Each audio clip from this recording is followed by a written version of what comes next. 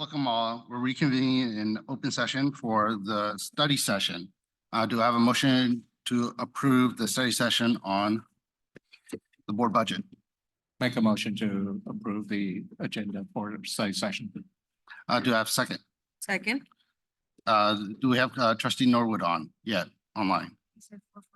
4:45. Okay. All those in favor? Aye. Any opposed? Hearing none, study session agenda is approved. Are there any public comments at this time regarding the study session? We have no public comment at this time. All right, so we're into our study session, on the budget.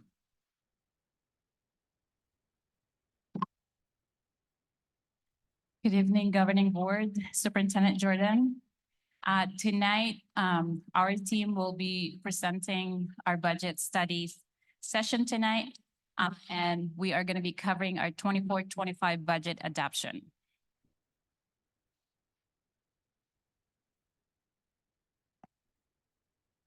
And Scott, do you have the presentation? It's loading. Actually, before we start the presentation, I would like everybody to just introduce themselves to the board, maybe starting from you, Sandy.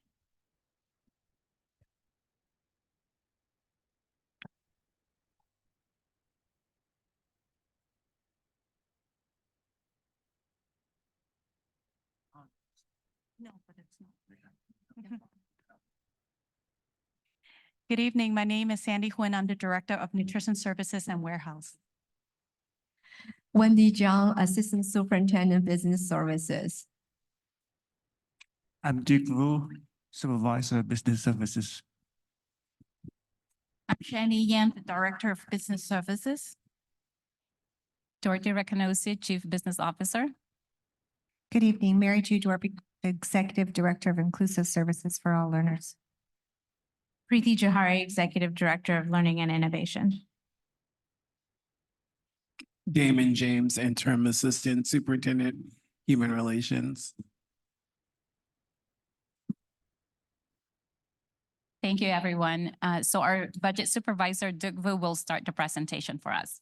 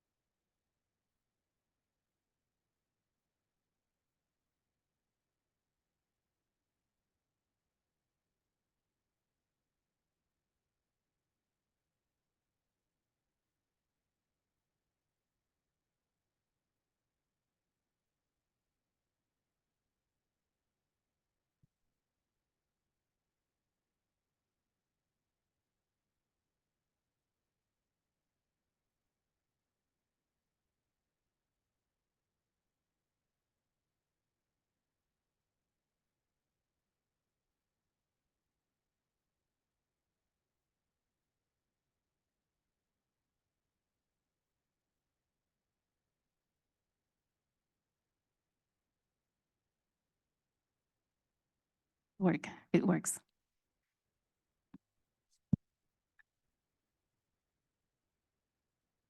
While we're waiting for the presentation, I just wanted to acknowledge the business services staff for putting all this work together behind the scene. And also, this budget will not happen without the collaboration of other departments like learning and development and what was your department's name? And it's very long. Student Services for All Learners. We also have our student nutrition, our adult education, child development. So these are all collaboration with among these departments. So this budget will not happen without the collaboration of all the stakeholders in our districts. So I just wanted to take that time to acknowledge and I didn't mean to forget human relations because they are the biggest part of our budget. So they are part of this in our position control in making sure that we budget appropriately for positions. So thank you so much.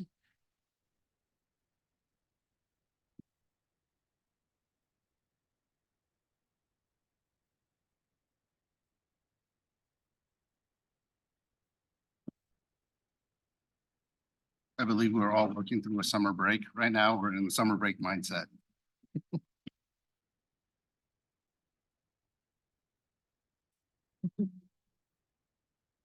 So I echo the sentiments and thank you Business Services for really keeping our district up to speed with our financials, ensuring that, we have accurate information to really explore the programs that we have in our district and supply the appropriate funding for all the different personnel that we have in our district to really provide the best education to our students.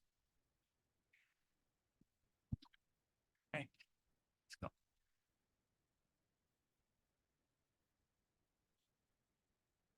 Thanks, Scott. So tonight gonna go over the 2024-25 budget study. Today is 2024. This is the overview of our discussion tonight. The layout gonna be going by order.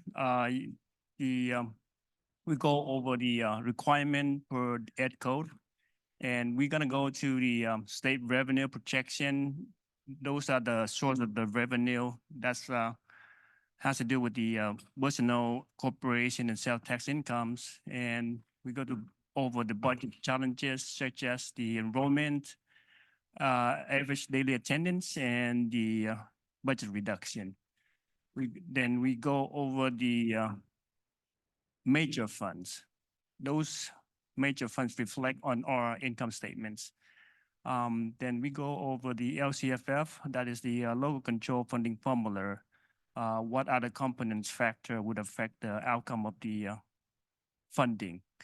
And we go over a little of history and the projection of the next year and the further 2 years. And we go in detail on the general fund revenue and expenditures and the multi-year projection to see how it's gonna look like and what's next. We're gonna discuss what's the timeline gonna look like in the future months. Next slide, please.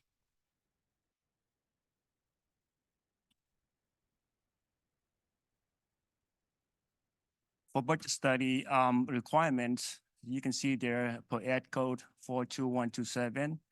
Those are the requirements that we have to conduct with the public hearing and for the governor board to adopt the budget for the next year and the 2 subsequent years. And adopt the budget before July 1st and submit the budget to the governor to sign it. With the fiscal solvency, that means the ability to meet the financial obligation and commitments and certify. Next slide, please.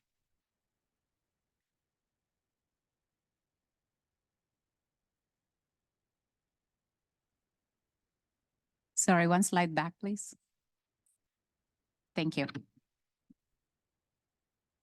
So using the governor's May revision budget proposal that was presented to us, the big 3 revenues are the personal income taxes, corporate tax, sales and use tax. These are the 3 major source of funding for the state to help assist in providing funding and allocations for different governmental entities. With the recent changes in our economy, the California economic growth is lagging a little bit behind this year, but it's been very promising that it will pick up in the next 2 years, in 2025 and 2026. Potentially, they're projecting that California will outperform the national economy. So this is a very optimistic outlook, which is looking good for us in education. Despite the challenges that the California is facing, the housing market has actually shown a lot of resilience. The market has been able to sustain rising prices considering the low supply.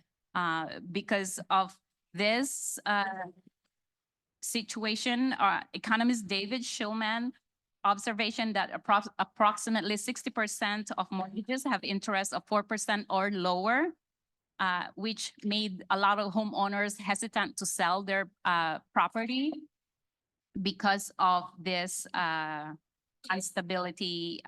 So they're holding on to their properties much longer than, rather than they would sell it because of the fear of getting a higher interest compared to what most of them are getting at 4%.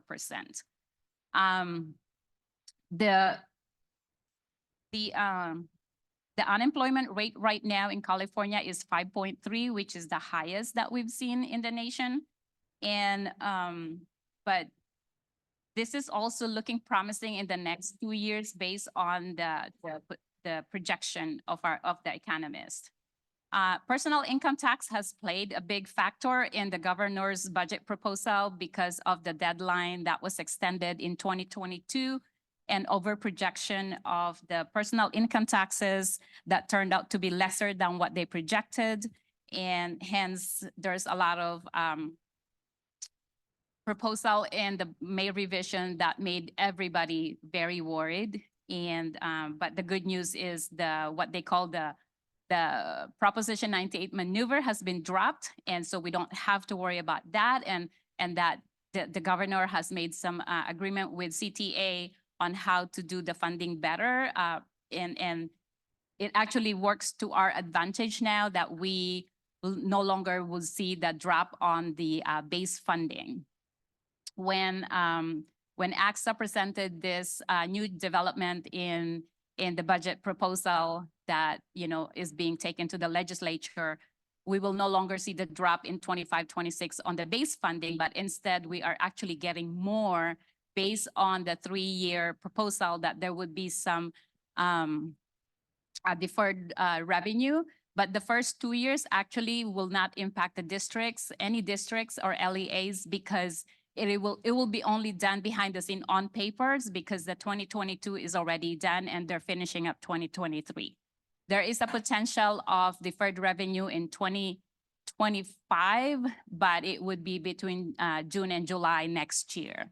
So that's where we would probably be very cautious on how our cash would look like by the end of the year, because by this time, we're pretty much spending all our money, all our budgets. We're towards the end of the year. And if they defer the revenue, we could potentially run out of cash. And if we have payroll, which is the highest portion of our expenditure, then we would have to be very creative on how to borrow cash from other funds temporarily until we get back the money from the governor on that deferred revenue.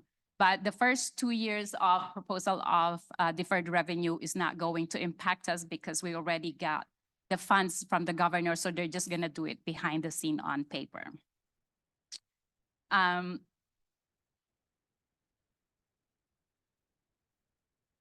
Next slide, please. Thank you. So our budget is based on these factors and challenges. First, the state economy is what drives how we go with our budget. Second is the declining enrollment. This is a statewide known challenges in any districts, nothing unique to Milpitas. But we've been pretty good in the last couple of years sustaining a really good enrollment and ADA. Again, the next one is the average daily attendance or ADA. And this is what drives the money into our bank account. When we have a declining enrollment, that means we'll have a lower ADA also, which lowers our revenue. And I believe if this is the area that we are going to focus, despite of a declining enrollment, if we increase our enrollment, that could still make a significant impact on our revenue. There's also one-time funds that are expiring, such as federal grants and state funds that we were given in the past couple of years that are now expiring, and the governor is not giving that to us. And also there are some funding reductions at the state level. We don't see a major impact on the reduction, but there's reduction nonetheless. So these are challenges that we've considered in our budget adoption. Next slide, please. And I would like to say, feel free to stop us if you have any questions or clarifying questions, so you don't have to wait until the end of our presentation before you ask any questions. I'll turn it over to Duke.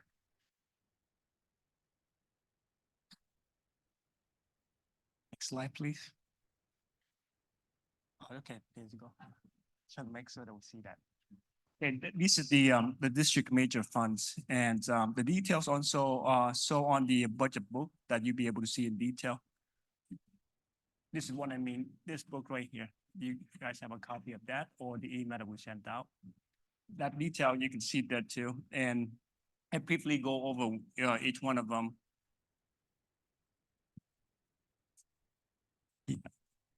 Yeah, so we have the district major funds, and we have the general fund, mainly the operating of the fund that we have for K-12, and we have the bond fund. That's the bond that the district issued and approved by the voters. And we have the building reserve fund. That's mainly our revenue from lease and rental property and redevelopment agency pass through from the county. And the other fund that we have there is the student nutrition services fund.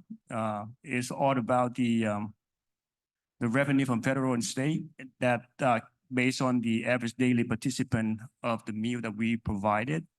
And the other two funds like child development and adult ed, that spell out its name. For child development, that has to do with the preschool and this child age school.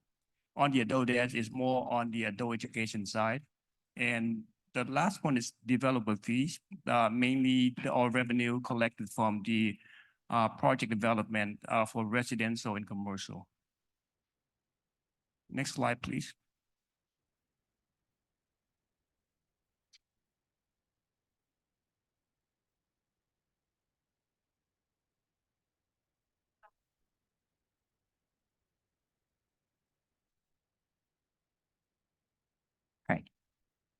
So since our district's largest source of revenue is the local control funding formula, which is about 72% of our total general fund revenue, I'm going to bring everyone a deeper dive into the LCFF revenue.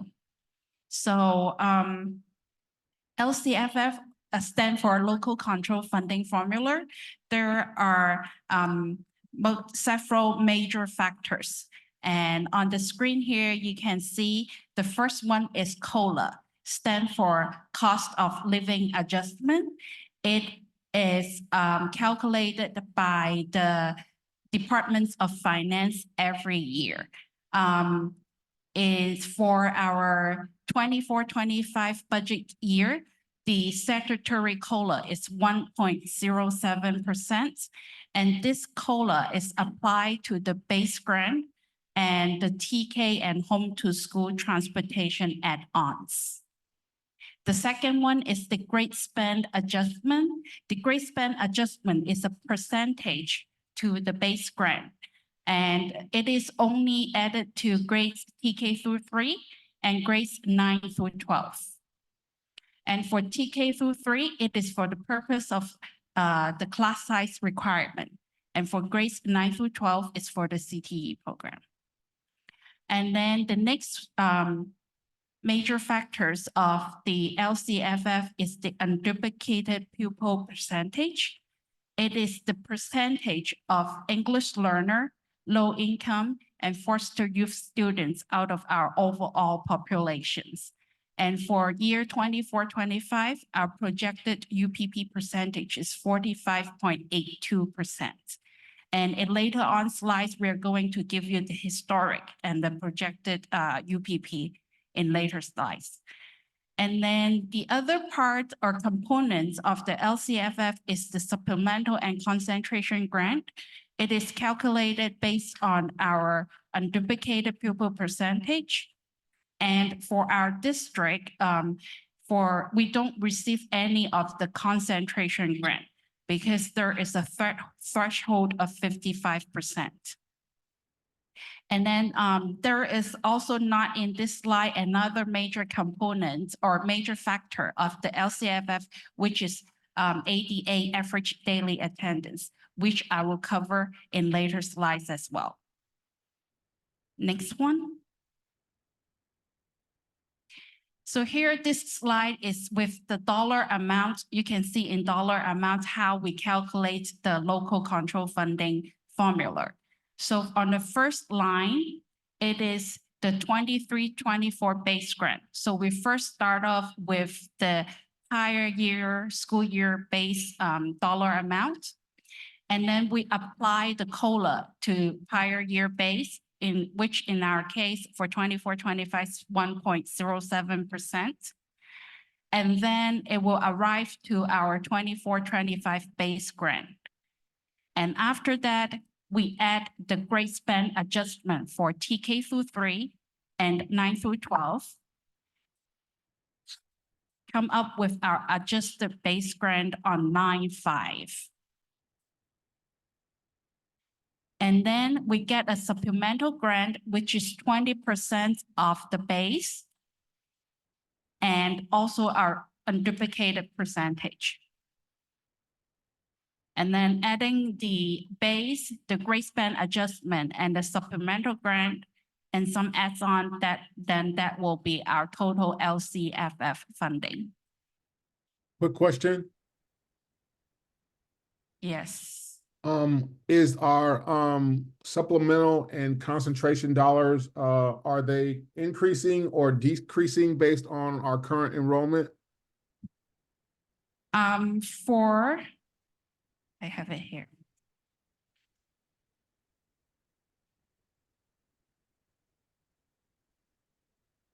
They're figuring out my camera. For our supplemental grant, we are seeing an increase. So for year 23-24, supplemental grant was 9.6 million. And for 24-25, it's 10 million. Okay. And our enrollment was steady or it increased last year? I'll give you a better picture in later slides. We have Awesome. chart. Thank you. Thank you. No problem. Okay, so for 24-25, our LCFF dollar amount per ADA is going to be 12,389. Next slide.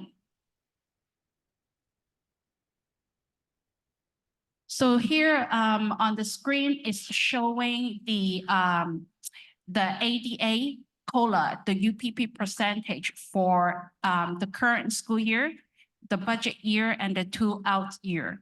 So for year 24-25, we are projecting an ADA of 9,806 with a COLA of 1.07%. The unduplicated pupil percentage of 45.82%, it will come up with our, or calculated LCFF is 121 millions. And out of this 121 millions, again, 10 millions of it is for supplemental grant. Any question? So quick question, especially with our TK, because TK, as indicated by this chart, we get GSA, for example, on TK. Are we seeing increase in the number of TK students coming into our district? Yes. And do we have a projection of when that flattens out? That I don't have that information. Okay, fair. I believe that is part of the demographer's report that we can get for you, so you could see how it's projected when it in terms of enrollment of our TK. Okay, And it can also be found on the board agenda from May 14th. okay. What's the national average of the cost to educate a student in public education? The cost of average educator. We don't have that information at this moment, but we can get it for you. Gotcha. No, I wanted to know what that is in comparison to what the LCFF is funding for our district, right? Comparing to that national average. Actually, we all, superintendent and I have a report from school services on SABRE report, and that shows how we compare to the national average and our geographical comparison. Right, that's a report that I'll be sharing with the board at a different time. Yes.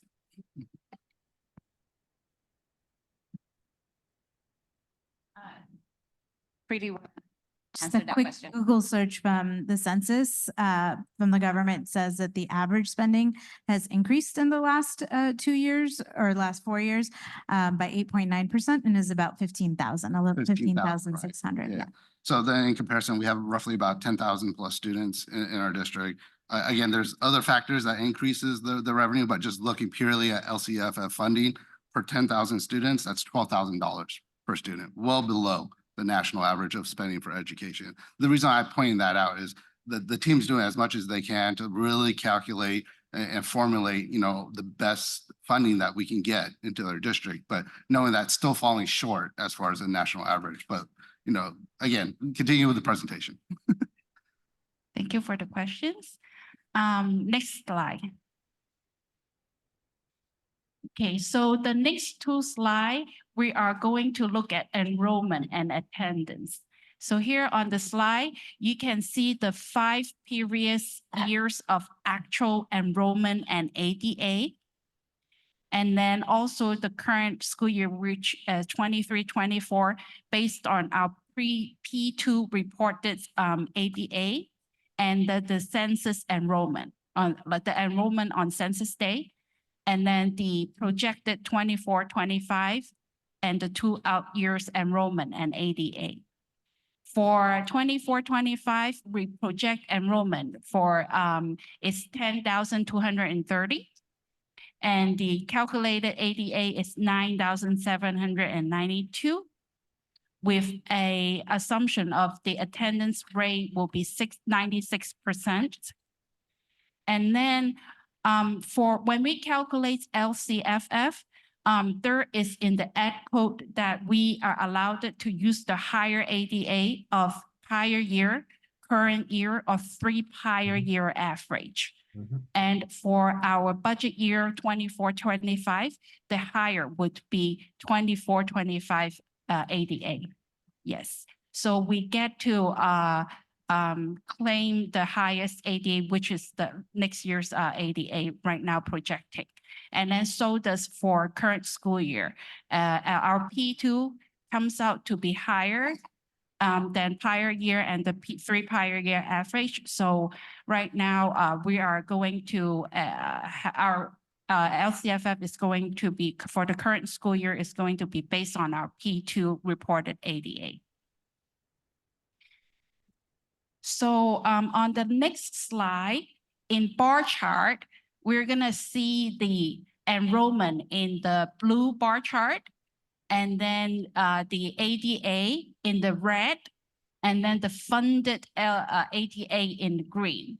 So you can see it never really aligns because for ADA, we factor in the absences. And then for funded ADA, again, is the higher of those 3. So here you can see the movement or in terms of enrollment and ADA for the 2 prior year, current school year, and the budget year and the 2 out year. So this year we see an uptick of enrollment and also ADA. And then we're projecting a slight increase in both enrollment and ADA for 24-25. But we're projecting a decrease in enrollment and ADA for the 2 out years.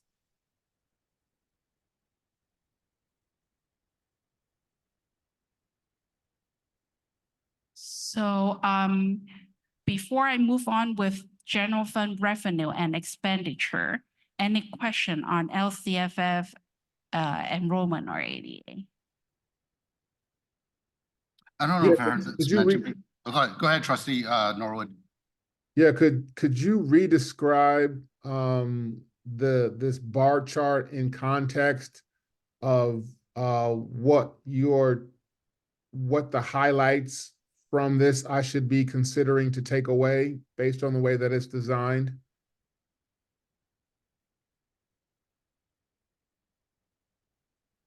Thank you. Thank you for the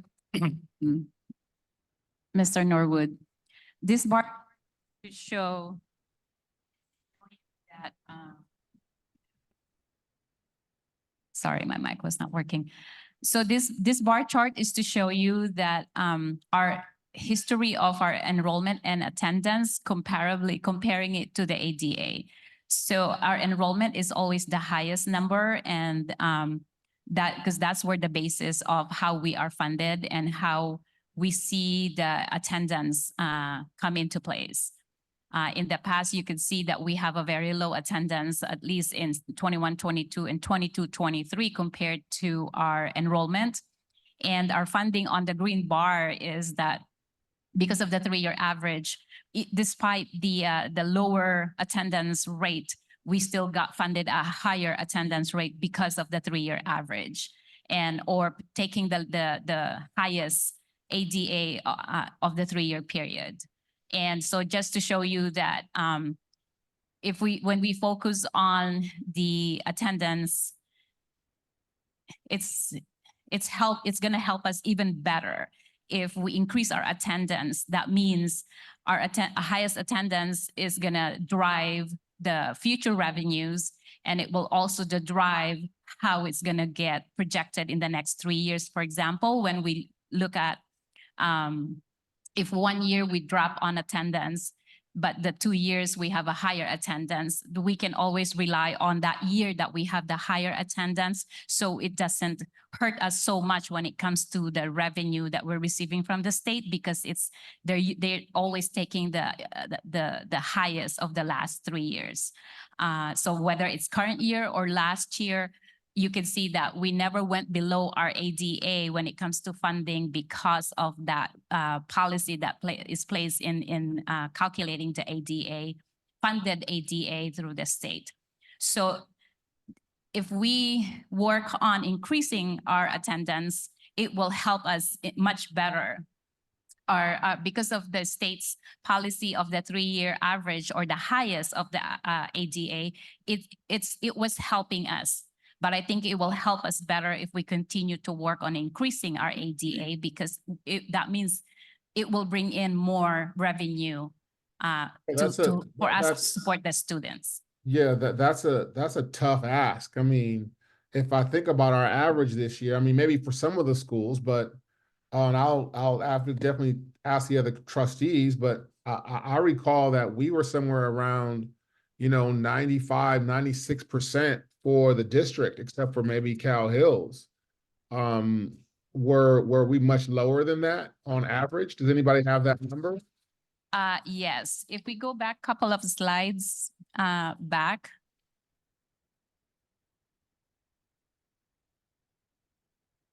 Scott, there you go. Go back one. There you go. So here you can see our attendance rate. We currently we're at 95.2, and we're projected to increase at 96 based on our attendance and our enrollment and attendance trajectory. So, and you can see how our funded ADA from 9,700 goes up to 9,806. So I guess this is not an ask of, having a goal that is not reachable for us or not doable, but I think even just a slight increase in our ADA could make a huge difference in our LCFF funded ADA. Thank you. And I would also like to point out that prior to COVID, we were around 97% ADA.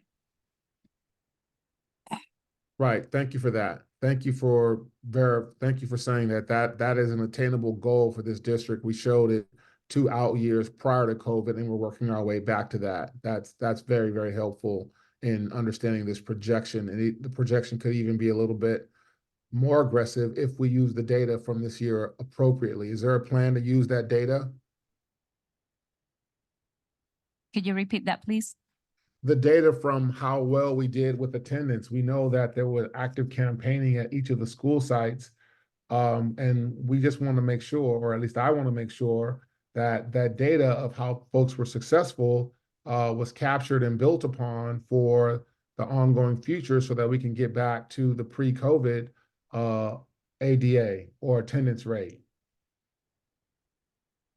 I can speak to that a little bit. Yes, we've captured the data. Our coordinator, Sigi Mora, meets with our assistant principals, and they've shared their best practices with one another. They've also captured that in some documentation. Also, the attendance initiative will be one of our major pushes again for next year. As we know, students' time in seats helps them to learn. Absolutely. Yes, so there is learning from the past work that we've done and continued areas of problem solving to move forward. Yeah, thank you for that. And we all know that, you know, as we have this discussion about funding and stuff like that, it's not that we need kids for money. It's that kids need to learn, and we have the best education system in the city of Milpitas that has a funding model that requires us to track these numbers. So, you know, excuse me for that. That was kind of some nonsense, but I don't like when people say that. Thank you. Continue, please.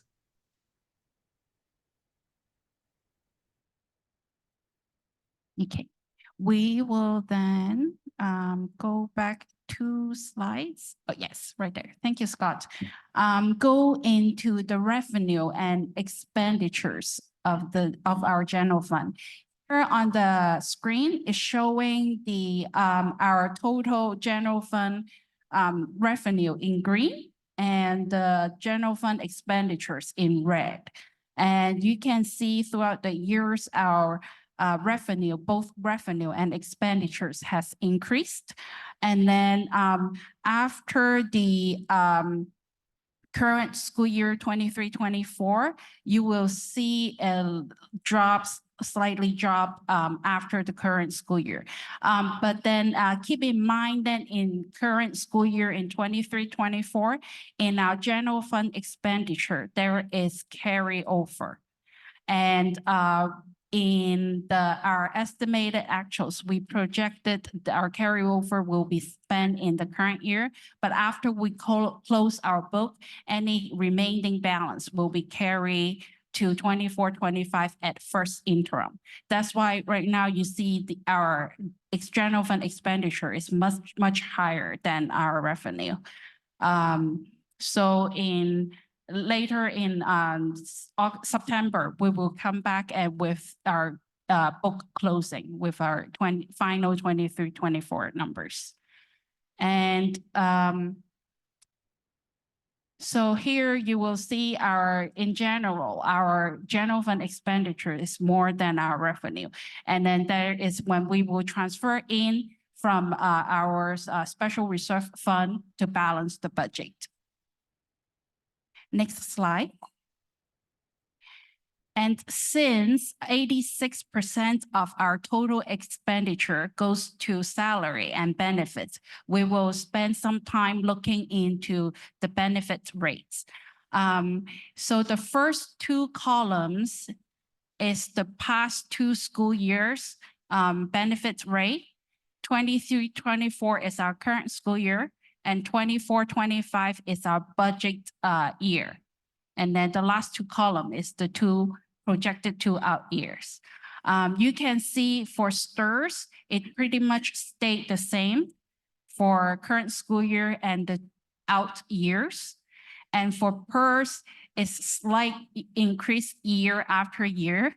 And then for our 24-25 budget year, it's going to be 27.05%. The Social Security, Medicare, and unemployment insurance benefits, these statutory benefits are going to stay the same.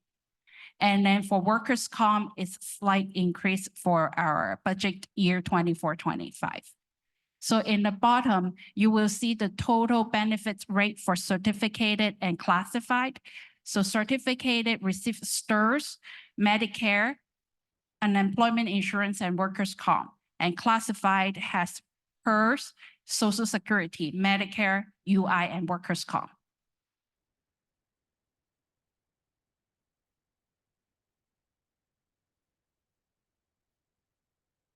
So the next slide, we have a pie chart for our general fund revenue. So 72% of it comes from LCFF. The next big one is 11% in other state revenue. And then 5% is special ed revenue, 3% from federal sources, and then 2% is from local. The remaining 7% is transfer in, which include the transfer in from our special fund to balance the budget. And so that's getting closer to that national average. You know, if we were looking at the whole expenditure, that's roughly about 16,800 for expenditure Yes. per student. Mhm. And then the next slide is in a pie chart, our total general fund expenditure. So here you will see 46% of our total general fund expenditure is for certificated salary. 14% is classified salary, and 26% goes to employee benefits.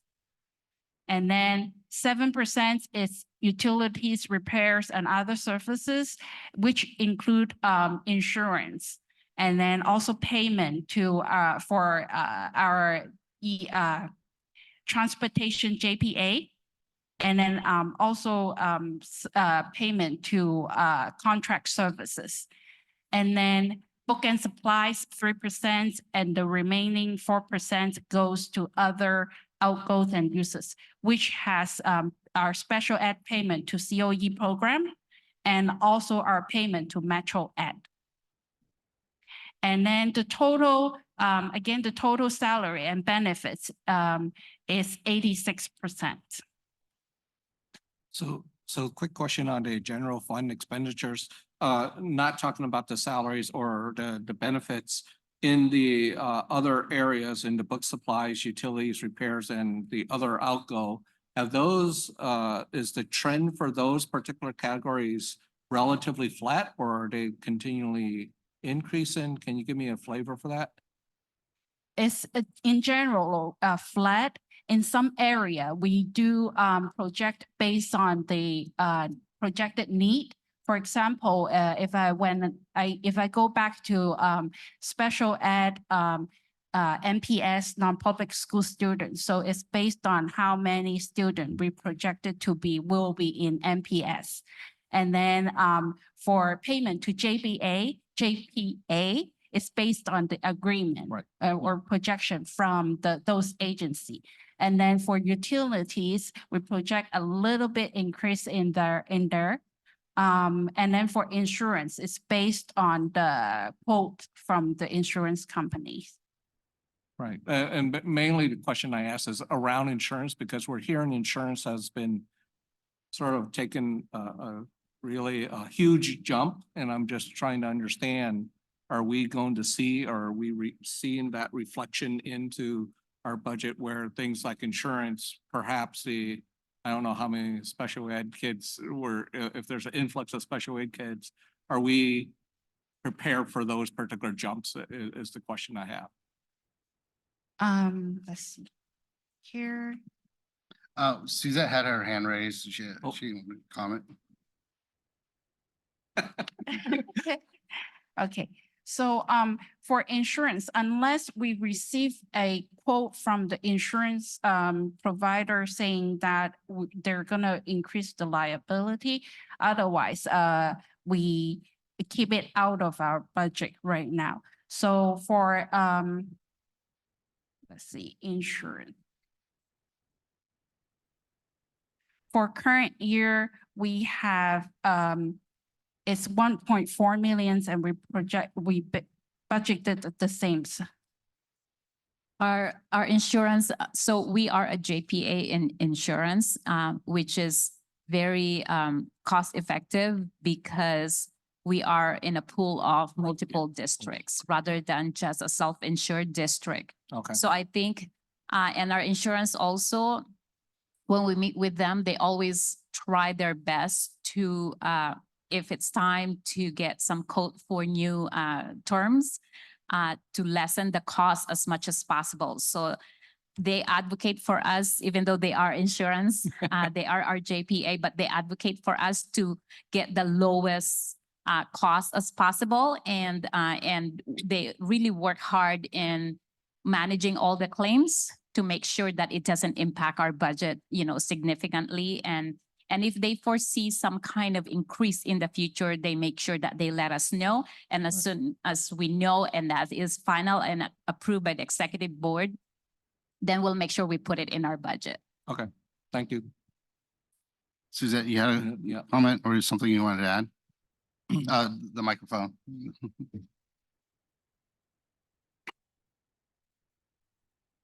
Thank you, President No, for recognizing I have a question. So my question is this, we're looking at this pie chart and for salaries, it shows classified and certificated. However, in this district, we have 3 employee groups. We have management, we have CSEA classified, and we have MTA certificated. So my question is this, to have a true picture of how our salaries are divided in our district, is it possible to either show certificated, classified, and management, or at least within the classified and certificated sections, indicate how much of that is management? That would give a true picture of how our salaries are distributed within the employees. Thank you. Thank you. We can definitely bring it. Our first interim budget, we will specify salaries for but for the purpose of your question for this 24-25 budget. Okay, so for our total general fund expenditures for 24-25, 56% of our total expenditure goes to certificated salary and benefits. 20% goes to classified salary and benefits, and 10% goes to administrator salary and benefits. And the 10% are combination classified figures. So going back to the general revenue, and we looked at the 168 million, that was utilizing that 95% LCFF calculation for that 168 revenue. So there's an opportunity there, as you talked about, to increase ADA, right? To push that, to bridge the gap of the expenditures here, right? Roughly about 5 million. That is correct.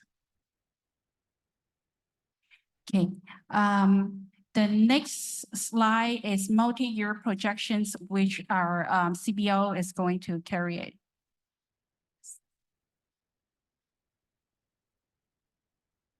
So our multi-year assumption summary, what we use in our assumptions for the 24-25 and the 2 out years, using the latest information from the governor's May revision and the updates. We also use the demographers' enrollment projections, one-time fund grants that we use to temporarily support positions. And when these funds expired, the positions will either end or we have to find new funding for those. And we also projected to use up our special reserve fund 170 at the end of 24-25 school year.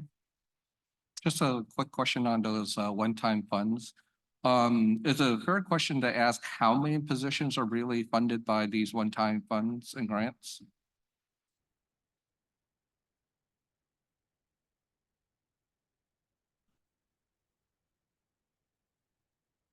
We don't have, at least right now, we can get it to you. That's But fine. on our budget book on page 10, we have a chart in dollar amount Yes, that what a grant is paying for salary and benefit. right, the 3.509. Yes. Yeah, okay, I got it, yeah. Yes, Trustee Young, are you looking at us in preparation to review potential cost cutting measures? No, it's not even from a cost cutting perspective. It's actually understanding the risk of how many positions are not structurally supported in our budget, right? They're really just structured. They're only supported by one-time funds. So if anything happens to those one-time funds, as she indicated, we either have to find a replacement funding source, or we do have to look at potentially cost cutting, right? So understanding that, I think just makes a good sense in saying this is where we stand, right? And if, let's say we had a one-time grant that's gonna be, good for the next 3-4 years, awesome. We don't have to worry about it until maybe 2 years down the road, but, we do have to remember, we have to, if we want to keep those positions, we have to figure out how to fund those, right? Gotta plan it. It's just planning from my perspective, really. Understood. Thank you, Trustee Young. We've seen that this year, though. We've seen a couple of one-time funds expire. And thus we've looked to explore avenues to Right, yeah. to support the schools based on the type of roles that are Yeah, necessary. I think it's more of us being sort of proactive in the sense that, if we know these one-time funds are going to expire at some point, we should at least be developing plans, 18 months in advance that says, okay, what are we going to do with these, right? So having some sort of plan that I think minimizes surprises.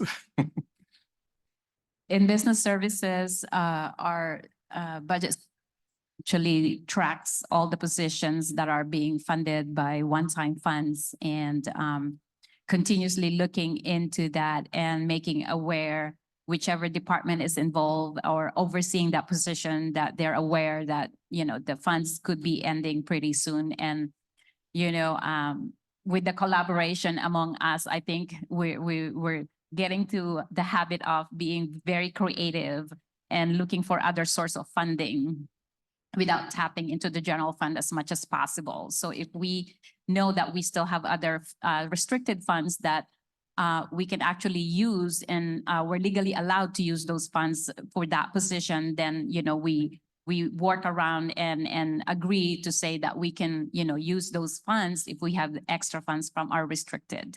When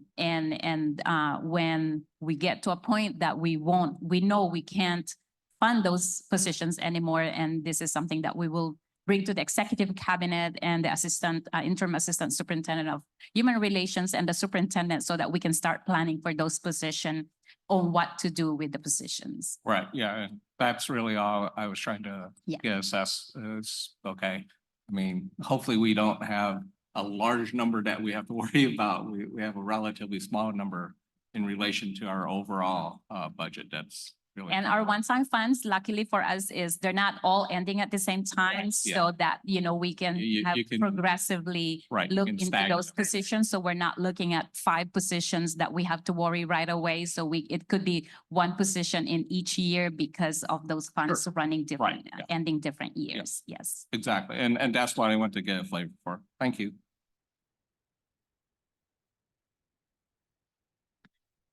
Next slide, please. So I apologize for the small one. I see Kelly putting her glasses on already, or you can squint so you can see the numbers. This is the largest I could get without distorting the numbers. So this is our multi-year projection. The first column is the description of our revenue and expenses and the components that we use here, such as the ADA and the COLA and the LCFF add-on. The actuals on the second column, the white calls actuals. This is our actual expenditure that happened in the 22-23. This is the year that we closed already. So these are true numbers. Right. Our estimated actuals for 23-24. This is what we're projecting to close the books by August. And you can see that the revenue here is pretty close to the reality already, because we're at the point of the year where towards the end of the year that we receive most of our revenues already. In the beginning balance, unrestricted, these and restricted, these are the money that we did not spend in 22-23. We carry over it in the 23-24, the beginning fund balance. Can you elaborate as far as when you say we did not spend? You know, when we say that is because positions were not filled. There are many factors. It could be from a vacant position that was not filled, or it may have been filled halfway through the year. So we had some savings in that position. And if we don't, whether we don't fill the position or we filled it halfway through the year, there's some savings for sure that falls into the ending fund balance. And then we put it back into the next year's budget to make sure that we have a full budget for that position. So this becomes part of our ending balance that we didn't spend that year. So our ending fund balance from the prior year carryovers as a beginning fund balance for that year's. There's also factors that sometimes we have some budget that are non-personnel. For example, for supplies and services that we may have overestimated. For example, we thought we're gonna spend $100,000, but we end up spending $80,000. So that $20,000 savings rolls back into the ending fund balance. Hence, we roll it forward as a beginning fund balance. So does that include, as part of the SIPSA, each of the school sites get certain amount, right? So are we rolling those back into general fund, or is that what you're telling me? So any site funds that we allocated to them, if they did not spend it at the end of the year and we allowed them to carry over, then yes, it rolls over into the following year. I see. Got it. I believe this year, maybe I can have Assistant Superintendent Wendy Zhang talk about the site allocation carryover.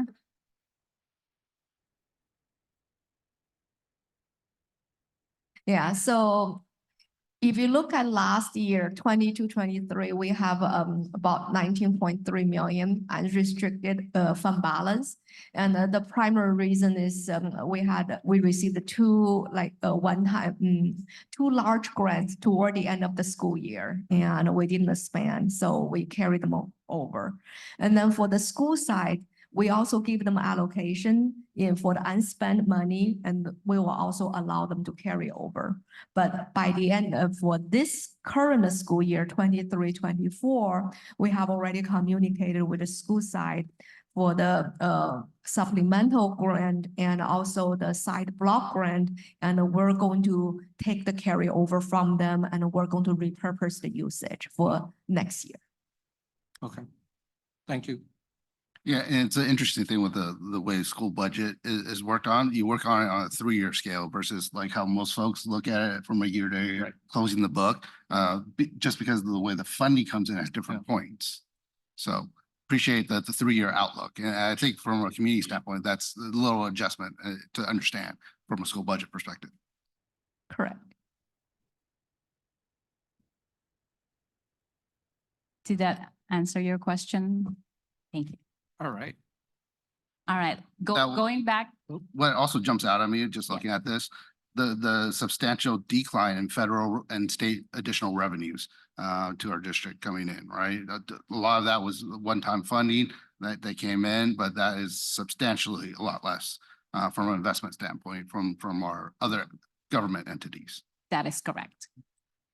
And that came from COVID funds primarily, which is what we used to fund some of the health and well-being and safety positions. So we are done with COVID funds. Is that true? Yes. There's no more discussion on that, right? We're No done more. with that. Okay. And it looks substantial because it's Yeah, almost I 50%. know. I totally agree. Cut, Yeah. right there. Right, yeah. So, So in 23-24, our estimated actual, you can see that we carry over 8.3 million as a beginning fund balance from unrestricted funds and 19 million in restricted funds. Restricted funds are mostly federal funds and some state funds that are solely restricted to specific purpose. We estimated our revenue this year about 160 million, and we're spending about 181 million. And we will give you an update on our expenditure of the 181 million on our unaudited actuals, as Director Shani mentioned earlier, sometime when we bring you the year-end closing, the unaudited actuals, and we're hoping that we don't spend the 181,000, so we will have some savings that we can roll over to Right, help us yeah. in 24-25. right.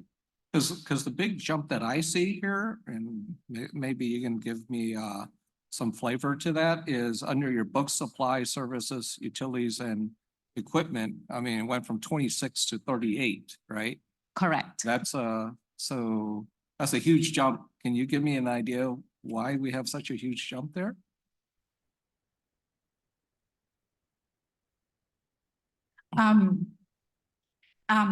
There, it is where our carryover is mainly budget. Okay, all right.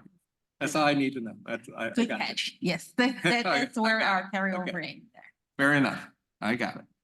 And you can see on our the green column, the 24-25 adoption.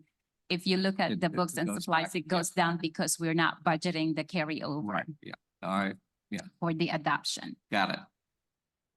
So just looking at the current year and the 24-25 adoption, you could see that we're our deficit spending 20 million for this year and 17 million this year. I mean, in the next year. And so we are utilizing our special reserve to balance our budget.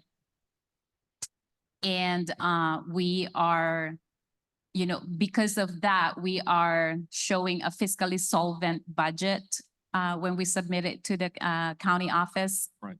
And we also we are mandated to have a 3% reserve for economic uncertainties. This is a mandate by the state. So for this year, we have about 5.4. The 3% is based on our total expenditures budget. And so you can see the 23-24 is slightly higher because of that 181 million expenditures. But in the out years, you can see it's a little lower because it's based on a lower budgeted expenditures.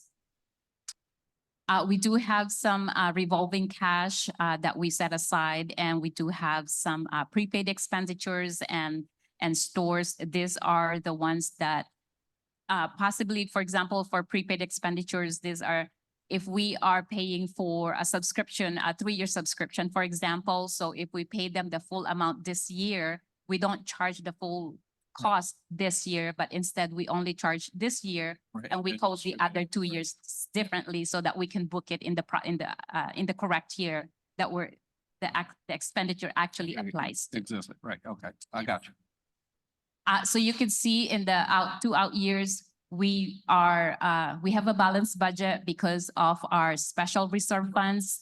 And the funds 170 is the one that we're projected to deplete by the end of 24-25. As you can see on projection year 1 and projection year 2, the last 2 columns, there's no more money coming from there. No more money coming from RDA account, which is in the same fund as the Special Reserve Fund 170. So we are relying on our building fund 210 to help us balance our budget. Thank you, CBO Rocanose. And also, I just wanted to point out that the Santa Clara County Office of Ed with the second interim sent us a letter specifying that we address the structural deficit so that we don't go so far into the building reserve for year 3. Yes, so that is something that we have to work on in lowering our structural deficit and not rely on our building fund to balance our budget. Mhm. So we have our work cut out for us. Yes. Next slide. Are there any more questions on this slide? All right, next slide, please. So here, this is just an bird's eye overview of what I presented to you from the prior slide. So you could see the total beginning fund balance, how much we transfer in, and how much our expenditures before the transfers. So these are just the breakdown at the highest level without the details of the expenditures. Next slide.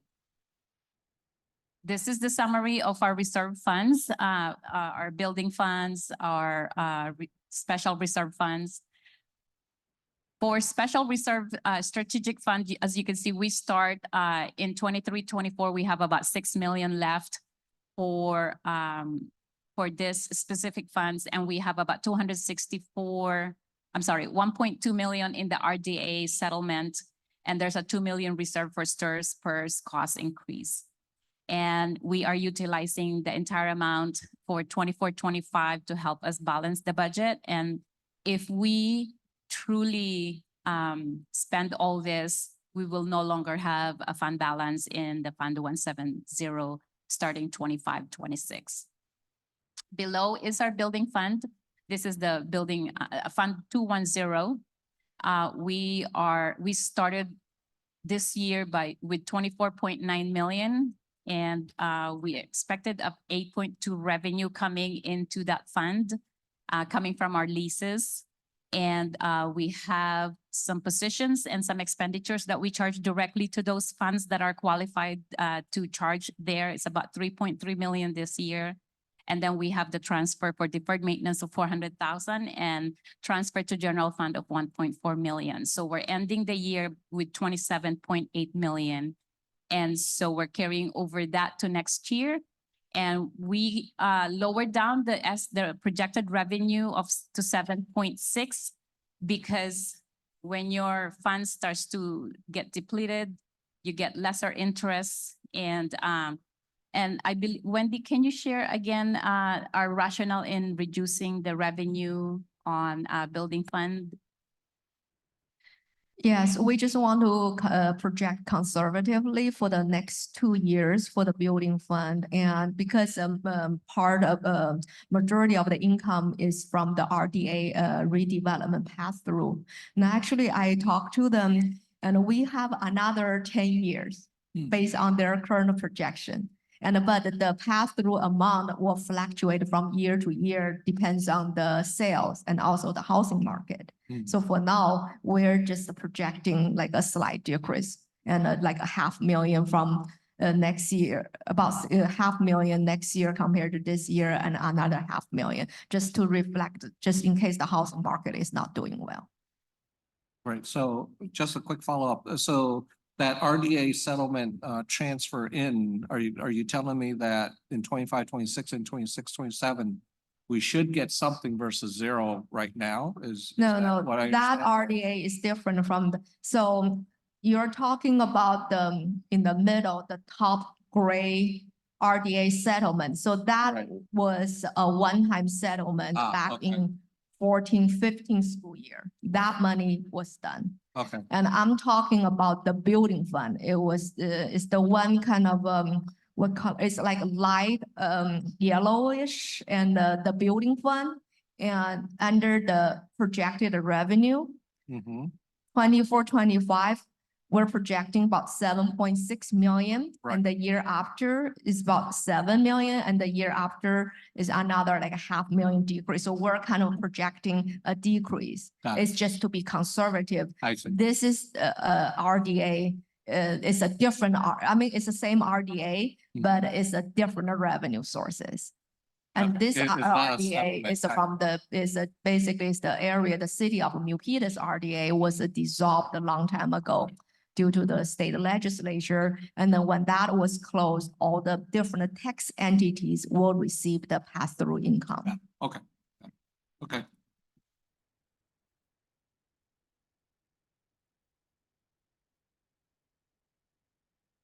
Thank you, Assistant Superintendent Wendy Zhang. So based on that projection, we are anticipating about 11.4 million at the end of 26-27. And this is after backfilling to balance our budget in the general fund. The bottom part, the light blue color, this is our post-retirement fund. This is our Fund 200. And we have been transferring $500,000 to the general fund as part of the contribution to balance the budget and to pay for our OPEB liabilities. So you can see also that we are pretty much depleting that fund by the end of 26-27 if we continue with our projection, if this projection ever happened. But just keep in mind that this projection is based on the information that we have right at this moment. Right. So it definitely will change by first interim and second Yeah. interim. Oh, I got it. Next slide, please. So what's next for us? So the government, the governor will be approving the budget, and we will get the enacted budget sometime in July. School services will be presenting it, I believe, in July 18. And if there's any significant changes on that budget proposal or enacted budget, we have about 45 days to revise our budget. And this will be coming from the recommendation either from school services or capital advisors or the Santa Clara County Office of Ed. If they see a significant change on the enacted budget, that they will recommend school districts to do a 45-day budget revision. So this, if we need to do a 45 days budget revision, it will be ready by the time you come back in from the summer. And next is we have first interim. First interim is as of October 31st, 2024, and we will bring that to you in December. And this is where most of the changes happens in position because of, this is our projection right now for 24-25. But as soon as school starts, all the changes in position, whether we're hiring or someone, not showing up for work, and then we have to fill those positions or some movement of the positions. Most of the changes in positions happens in first interim. Yep. And then it became a little bit more steady in second interim. So you'll see that changes also in second interim if there's any. And second interim is as of January 2025. And what's not listed here is we are in the process of closing our year end. So, and our audits, the auditors started their interim audit in April and May, and they will finish in sometime in August before we close the books. And we will be bringing back to you also in January. So that concludes our presentation. So if you have any more questions, we have our whole team here to answer any additional questions. I always like questions. Clerk Naka, do you have any questions? I was looking to understand more about the deferred revenue. The maintenance, the deferred maintenance, because, yeah, I mean, if you can explain a little bit more about the deferred maintenance, whether it's going to impact a bigger budget scenario going forward? Now, we don't have the detail of the deferred revenue, but the way it works is that when the state says, this is your allocation for LCFF, and typically they would give us an apportionment, like first apportionment, and final apportionment.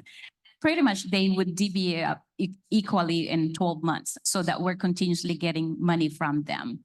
And what would happen is if they said that there's a deferred revenue in June and July, meaning that we will not get those funds in June and July, Right. that we could possibly get it in the following year. It could be sometime in August or September or October, depending on when the state's funds has, their cash when they're no longer short on cash, then they will start saying like, okay, we're paying you back this.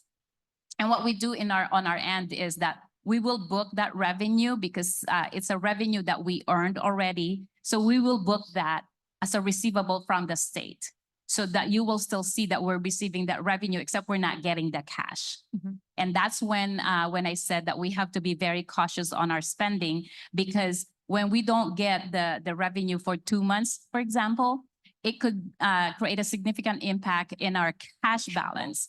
Our budget and our cash balance don't match because, you know, every month we pay our payroll and our expenditures are a lot higher than what, you know, sometimes they're giving us in every month. So, and our sources of funding come from different areas that may not be given to us at the same time. Only LCFF are the ones that are kind of more routine Diligent. and stable, but other grants from state or federal doesn't have the same schedule as the state. So when they say we're deferring the revenue in June and July, when we pay when we process our payroll, which is 86% of our costs, we have to be very cautious how our cash balance would look like. And then if we are short on cash, we do get a cash report from the county office every month to say how much cash we have on bank, so that we track that and we reconcile it every month. And then so we know if we're going to be running short on cash, and that's something that, you know, we will know ahead of time because we can project it on our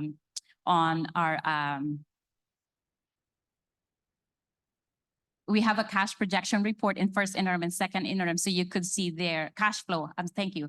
Our cash flow report in first interim and second interim. So it will show there if we're having deferred revenue. So we will not have revenue, and you will see how much cash we will have left if we don't end up getting those revenues. Thank you for that. Well, I heard you ask about deferred maintenance. Are you talking about deferred maintenance fund 140? The revenue and the maintenance, you know, they go hand in hand. So yeah, that would be great if you're able to. Yeah, well, what Dorothy shared, because deferred revenue is just a concept, is how to record the revenue. Fund 140, basically, we used to receive the deferred maintenance of funding from the state. So that was recorded in the fund 140, and that was exhausted. And so basically right now, what we do is we transfer funds from our building fund every year is about 400,000 per year. And so all the repairs and the maintenance work that we need to spend, and so we just pay from there. So that's the fund 140. Right, right. When the building fund is projected to be depleted over time, then I was like, you know, how do we transfer for such a? Yeah, You know, right now in that's- our building fund, based on the current projection, we see by the end of 25, 26, we have about like 11 million, close to 12 million, right? So, well, so far we know we'll continue in the next 10 years to receive the RDA revenue, and we also have the major lease income in our building fund. So in our building fund, we'll continue to have a fund balance there. Okay. And the weird thing about deferred maintenance is that we stopped getting the funding for this deferred maintenance when LCFF came into place, but the state still mandate us to have a maintenance of effort. And they tell us how much we should be maintaining for deferred maintenance. That's why we have to do the transfer to make sure that we meet that maintenance of effort, or we call it MOE, because the state required us to have that maintenance of effort, even if they stop funding us the deferred maintenance, which is, you know, something that is kind of weird when the state says, I'm not going to give you money, but I want you to continue spending this much money on deferred maintenance. Right. Talk about special ed. Yeah, I know that a couple of years ago at the high school, the L building, the staircase needed repair. And I believe that's where the funding, deferred maintenance funding went to pay for that. Did Vice President Yip Chuan have a question? I always have a lot of questions, but I think, you know, just for the timing, I'll probably like contact Wendy or Dorothy, because I was actually trying to calculate the numbers and all that stuff, and my numbers didn't come close to what you guys have on here, because I'm probably missing out something, and I'm a visual person. So I'll probably contact one of you guys to kind of like help me to understand better in doing the calculations, because I was doing it with my phone and it didn't come out, so. Absolutely. But you know, this is, it's a lot of information, it's a lot of data. And I really appreciate this book that you guys put together. I mean, it's if I can't sleep, I'll the read whole through it team. more. Yeah, but thank you so much for this. Go ahead, Jamie J. Just one question. I happened to look back at last year's budget study session, and I noticed that in the 2022-23 projected summary of reserve, there is a difference between what was presented last year and then what there is this year. So can you just explain a little bit for anyone else that's doing what I'm doing? So the budget study last year is based on that given period in time. And then when Assistant Superintendent Wendy Zhang revised the budget in first interim and second interim, those number changes also because based on our budget and how much money we need to borrow from those funds to balance our budget. So those number changes, and what we did is the number we use here is we picked up from the second interim budget that was presented in March. So that's why you can't compare because of the changes that happened throughout the year. Thank you. That's a great observation. So Dorothy, you're saying that when we see this budget each time of the year, we should compare it to the second interim? At least for the balance of the reserve funds, yes. Because we don't want to take the one that was presented at the budget study last year because it was the information based on that given period of time. So when we revised the budget in first interim and second interim, the borrowing from those funds changes also as we update the budget. So that's why if you're looking at, or if you just want to compare that number in 22-23, for example, we use the second interim that Assistant Superintendent Wendy Zhang has used because that's the most recent number, accurate number that we have. So one last question. So the first time we see the final numbers is is the following year at the first interim budget. Well, I think probably it's easier to look at a year. So when we did 23-24 adoption, we used the second interim of 22-23, and then we project. So same thing for this time, we're doing adoption for 24-25. And then the latest budget for the current year will be the second interim from 23-24.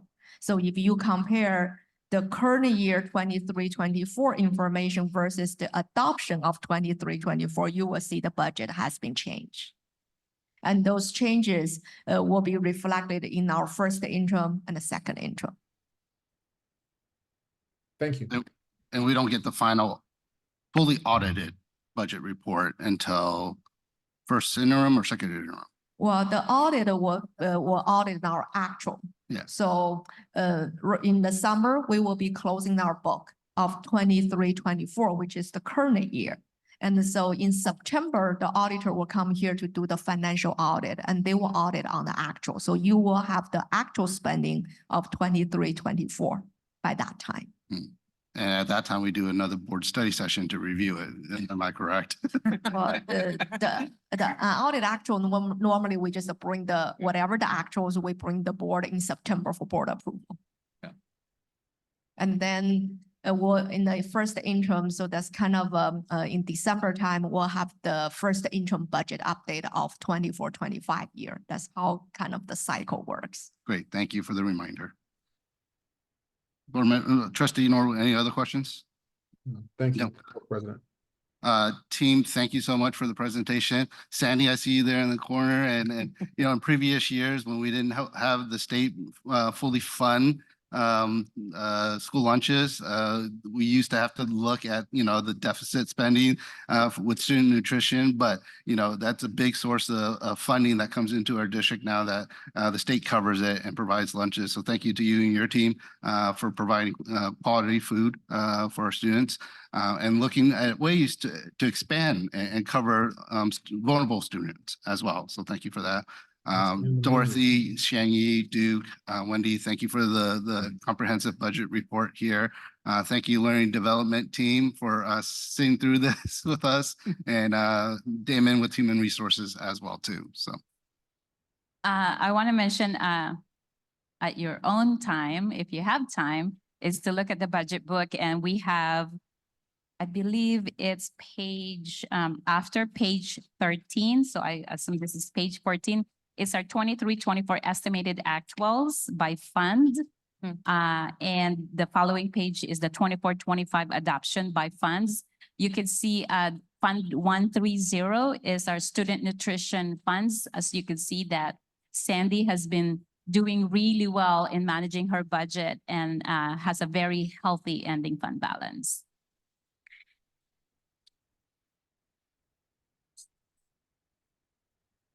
all right. Thank you so much, team, for the board study session. Moving to item 9, review and approve closed session agenda. Do I have a motion? Make a motion to approve the closed session agenda. Second, Motion and a second. Since trustee Norwood is virtual, we have to do a roll call. Scott? Trustee Norwood, Yes. trustee Zhang, Yes. clerk Naka, yes. vice president Yip Chuan, Yes. and president No. Yes. Closed session agenda is approved. Are there any public comments in regards to the closed session? We have no public comment at this time. Thank you. We will adjourn to closed session and reconvene at 7 for open session.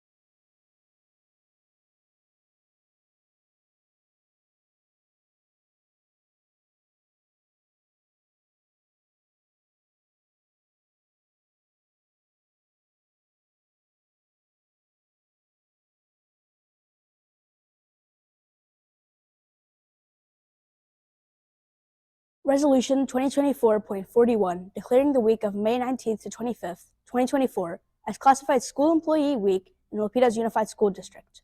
Whereas the education of our youth is imperative to our society, state, nation, and world. And whereas classified employees in our school district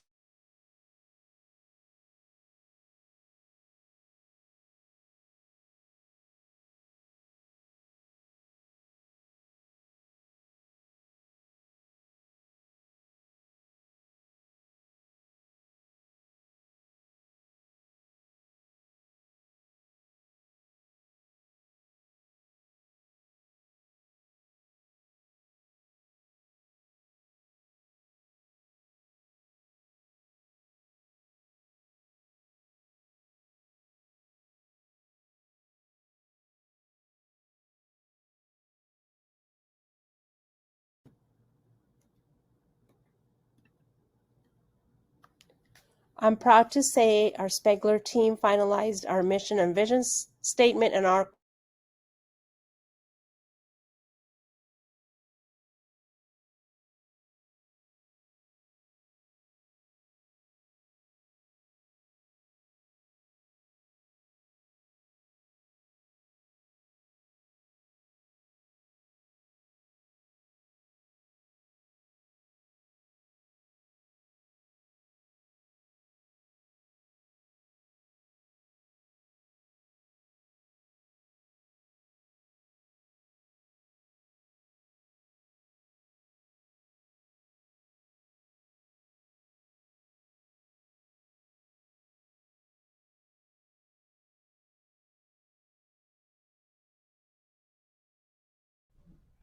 Resolution 2024.39, encouraging the celebration of the month of June in the uprising of 8th, 1978. Whereas in October, James Byrd Jr. Whereas on on 6.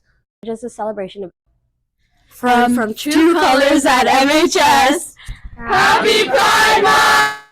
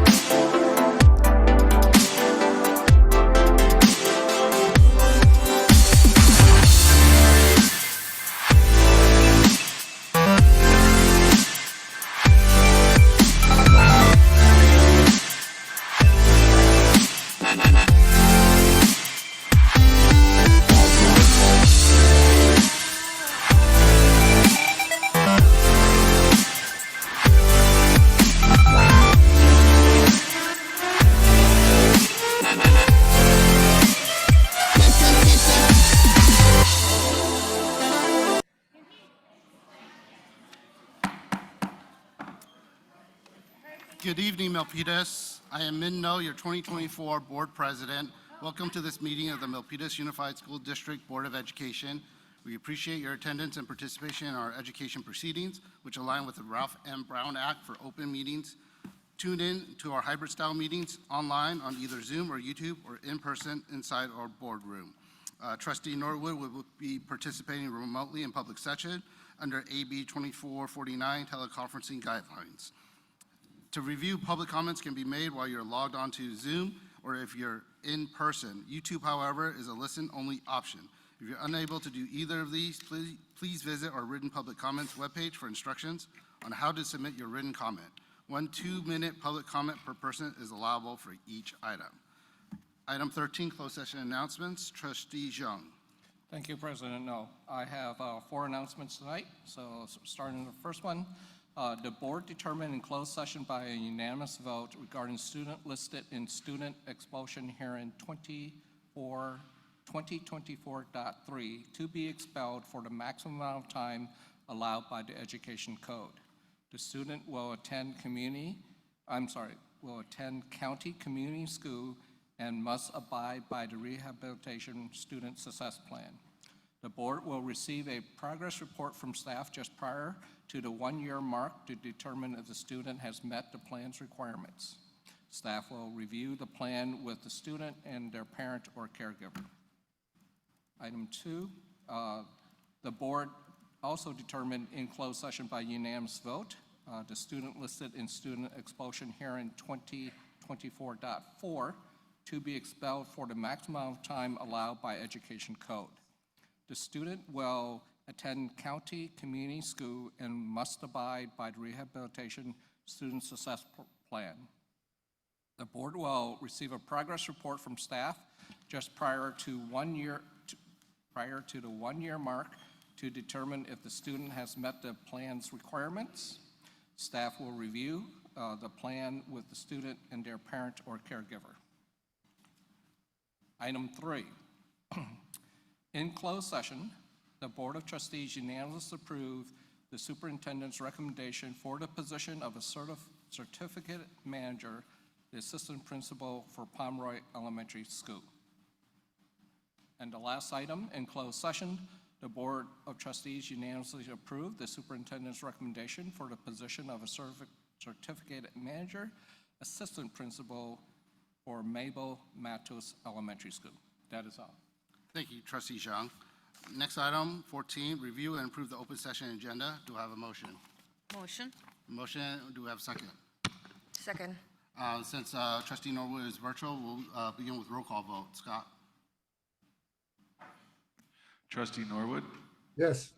Trustee Zhang, Yes. Clerk Naka, Yes. Vice President Yip Tuan, Yes. and President No. Yes. Passes unanimous. Thank you. Item 15, flag salute. Everyone please rise. Place your right hand over your heart and repeat after me. I pledge allegiance to the flag of the United States of America and to the republic for which it stands, one nation, under God, indivisible, with liberty and justice for all. Thank you. You may be seated. Item 16, comments from the public.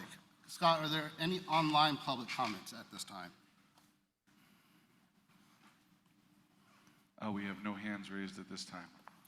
All right, we have 2 in-person comments. First, Angela Garay, if I'm pronouncing that correctly? Garay.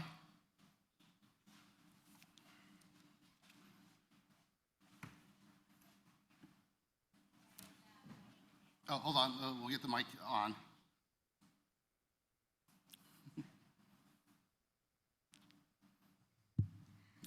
Hi, my name is Angela Garay. My daughter has been a student in the Milpitas School District for about 6 years now in special education.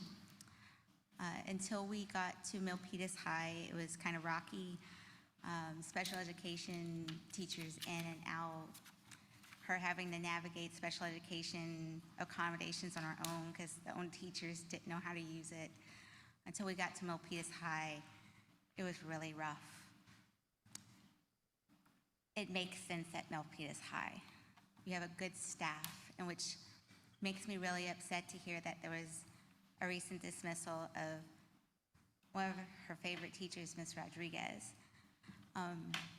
Like I've said 2 to 3 times before in these meetings, I don't see anyone beating down doors to be a special education teacher, let alone a teacher who cares about more than just the job. She cares about the kids.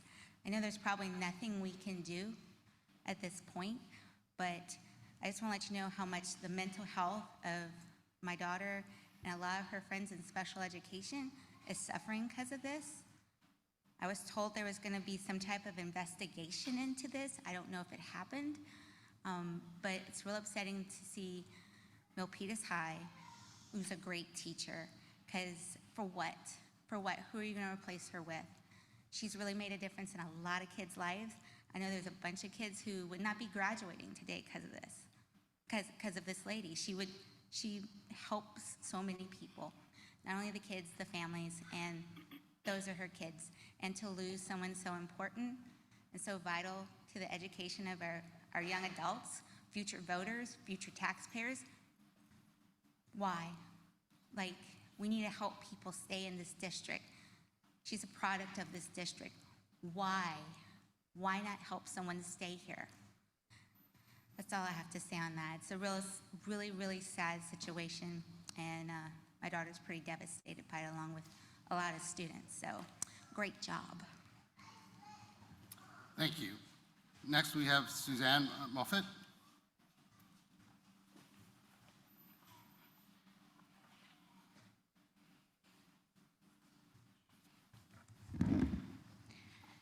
As a longtime resident of Milpitas, 38 years, and a 24-year employee of MUSD, I have experienced a community that once put its residents and students first to a current environment governed by political motivation and a disregard for the mission statement of the culture of we. In recent years, I experienced a political culture of double standard and going as far as bullying and targeting in the special education department of those individuals that putting students first and following compliance for special education as set forth by the state of California. In this district, there is a lack of regard to follow protocol for these California special ed students. More egregious in this school and district, making ad hoc policy to accommodate a small group that has been formed as an inner circle, thus breaking board policy. For example, induction and credentialing. This has been allowed for a chosen few, but not for others. Incidents such as one individual granted 4 emergency credentials, a PIP, an intern, a STIP, and an emergency credential, was able to keep her teacher pay and benefits, and yet another individual, not part of the inner circle, was targeted and actually terminated of their position. This individual's insurance was terminated, wages went to subpay, and not allowed to do IEPs without supervision, and removed from a classroom where they had been teaching for the last 3 years. The district continues to target those individuals that follow state law, and those in the inner circle have been granted tremendous leeway to emergency district credentials, as I just outlined. Again, displaying preferential treatment for a few to the extent of affecting student mental health as victims of the lack of student concern, and the only concern is district and board policies. I'm here for the relationships that I've built with my community and for my students. My question is, why are you here? Thank you. Scott, are there any other public comments? I have a hand raised, and then I also have a written public comment. Hand raised first. Okay. Jaden Santiago, we are enabling your audio. Please take yourself off mute, and you will have 2 minutes to speak. Hello, my name's Jaden Santiago. I attend Milpitas High School right now, and I don't really understand why my teacher has been terminated of her job. when she's done nothing but respect us, show us everything, like just show us love. Like if somebody would come into her classroom and distract me while I'm doing work, she would make sure that that person's not in the class anymore while I need to do my work. And she's been just a supportive person, even though I'm not even on her caseload. And I just have class, and she's been nothing but supportive to me and my cousin who is on her caseload. But yeah, she's really like an important person to us. And I really don't like, I just want answers on why she's been terminated and why she has to go through this when other teachers have different outcomes of certain things that has happened just like this. And I really don't understand it. It's just like that's been like a couple things that's on my brain right now. And I can't really like move past it, even though I want to. But yeah, I don't understand why. And she's literally just nothing, anything. She hasn't treated us any type of disrespectful way. None of that. Like if I'm in her class, she knows I'm in there to do work and finish to try and get out of this high school and finish high school. And she's making sure that everybody's in her class focused. And if they're not, then they have to go to a different class. That's all I have to say. Great, thank you so much.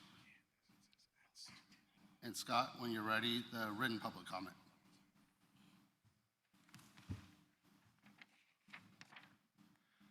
Okay, this comes from Fritzy Borgia of the Pines in Milpitas.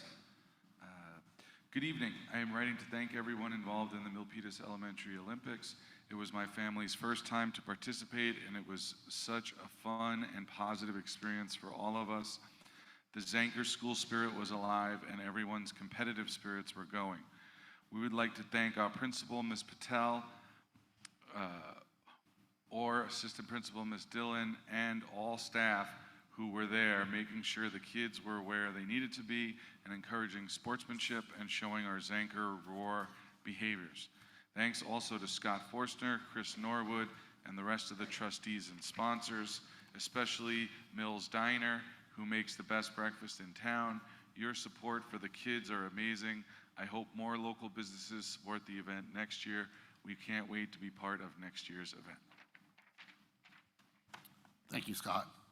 Last call for public comments. All right. Moving on, item 17, MUSD strategic goals. In essence of time, we will forego reading the strategic goals, and we'll go to item 18, superintendent's report recognitions. Thank you, President No. At our last board meeting, we recognized the volunteers of the year, and we had one set from our early childhood education centers at Sunny Hills and Rose CDC. And neither our coordinator, Dr. Espedia, nor our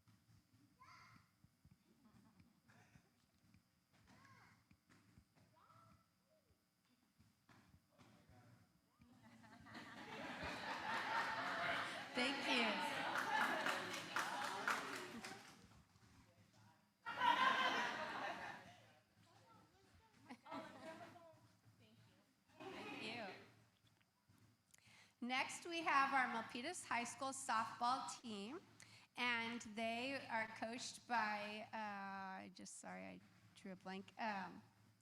Coach Hernan, no. Sorry, I have to look at my notes. Thank you. By Coach Rodriguez, who stepped in for and took over from Coach Corbin, who's now assisting. And our girls softball team, for the first time in 20 years, went to the CCS championship, and it was a heartbreaker because it just was a heartbreaker. So I want to recognize each one of you for the determination and will that you had in getting us back to the CCS and showing up every day and at the games. Under Coach Rodriguez, I'd like to invite all of you to come up.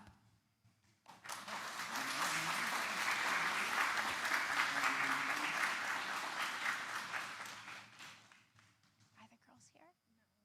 Ah, we'll catch them later, but would you like to say a few words? I just want to say, first year as head coach, the girls were very amazing. I know we got a lot of support from Ms. Butcher and Mr. Woolman. They loved you there, supporting us, and we're going to bring this program up.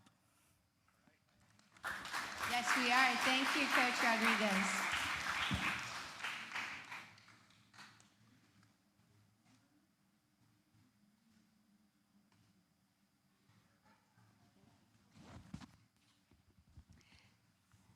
Next, we have our Milpitas Extreme Robotics team, who for the third year in a row made it to our global team robotics competition, and they scored in the top 10% out of literally thousands of teams. I invite our Milpitas Extreme Robotics team and their coach and advisor, Paul Okyue, to come on up.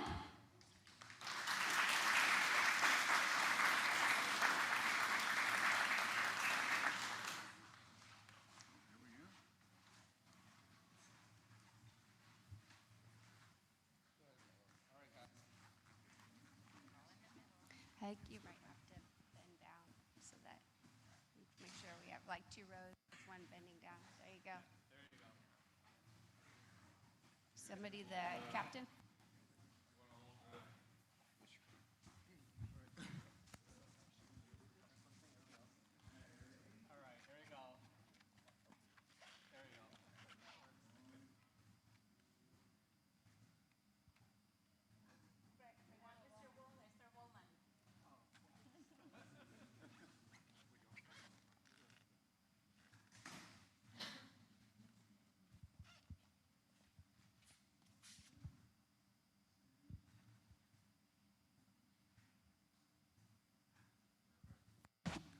Thank you. Mr. Okyue, like to say a few words? I'd like to say a big thank you to Mr. Ken Ung and his wife, Mrs. Ung. They've been most supportive. I don't think this would have been possible without them the last couple of years. Thank you so much. Thank you.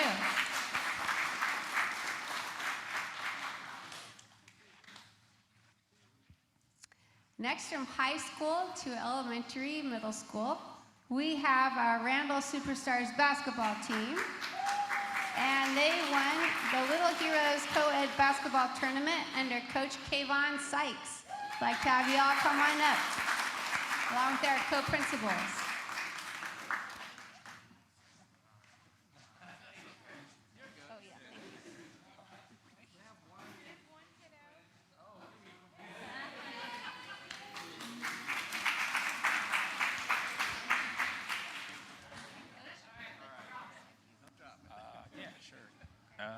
I would just like to give a big shout out, honestly, to my 2 co-principals here, Ms. Cardenas and Ms. Perlo, for basically supporting us and coming into this. It was my first year coaching elementary basketball, so that was a different time. But just going out there with the kids and being able to compete and win the championship was huge. And bringing this little medal home and with this kid alone was all the more special. So thank you all.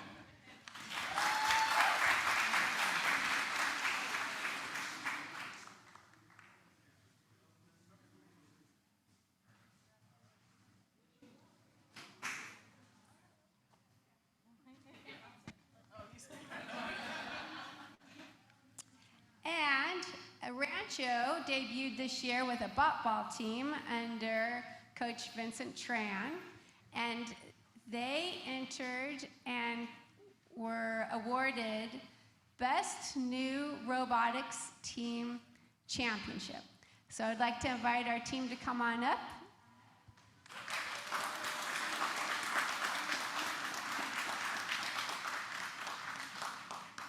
Is Mr. Tran here? He's not here. Is somebody like a captain, a team captain? Yeah. Okay, get to say something, Neil. First, let's have the team kneel down so that we can see everything. Kneel down, you guys are way too tall for us.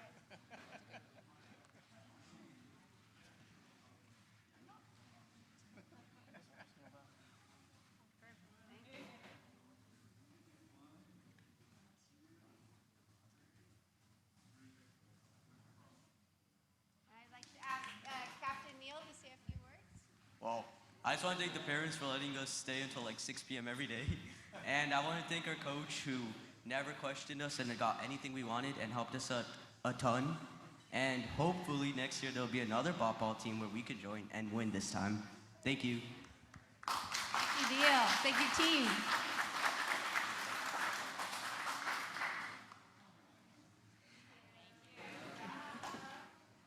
Next, we would like to recognize our high school elected official students.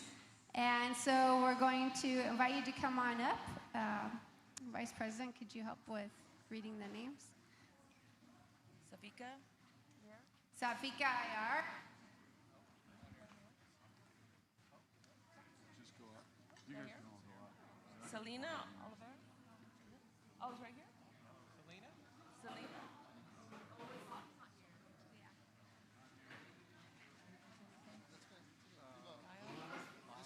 Okay. Lalu? Jolana Fan? Catherine Wing? Gianna Lane? Oh, there you go. Okay. Okay. Christine Saint Maria Benedict? Not here. Aman Raj? Yep. Oh. Aaron Dane?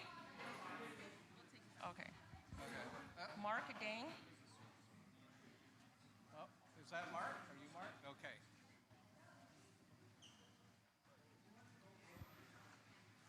Summer Ela. Oh, what was that? Elacia. Okay. And Neha Wing?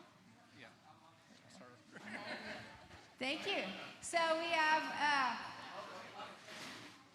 Christian. So Newhow as the, don't sit down yet, as the president of Milpitas High School ASB, could we ask you to say a few words about student government and leadership? Hello. I like to say, first of all, that being an ASB is actually a really rewarding kind of thing to do in high school. And it's actually made a really big impact at our school. And I'm really proud to be able to represent ASB here today. I've seen that we've done a lot of great events for our school, and I'm proud of what we've been able to do so far, such as Trojan Olympics and homecoming. And I'm hoping to see bigger things for ASB next year as well.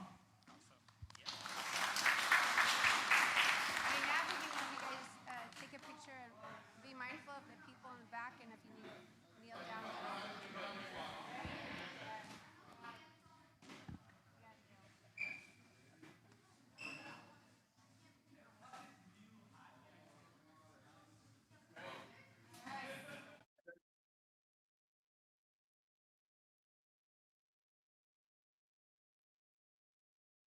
Thank you very much.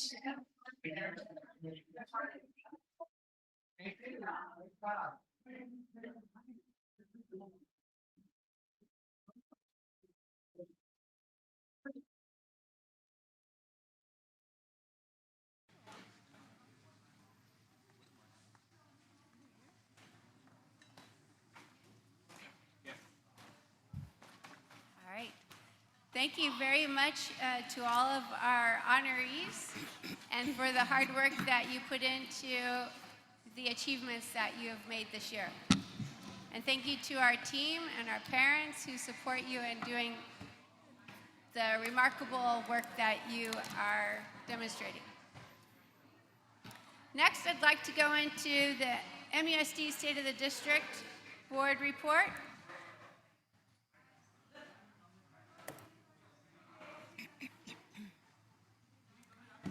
So here in the last few days of school are a few examples of things that our remarkable team and learners have been doing. At Rancho Middle School, their orchestra had a concert.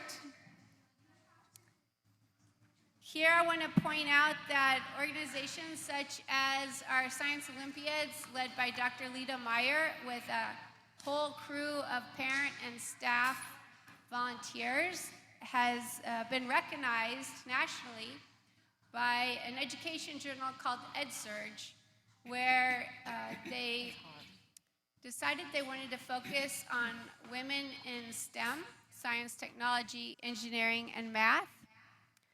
And so this particular edition has a whole photographic story of our girls in particular who participated in Science Olympiads throughout the year. And it's these types of things, orchestra, Science Olympiads, all of the accomplishments that we recognized earlier this evening that build a sense of connection for our learners so that they are in school.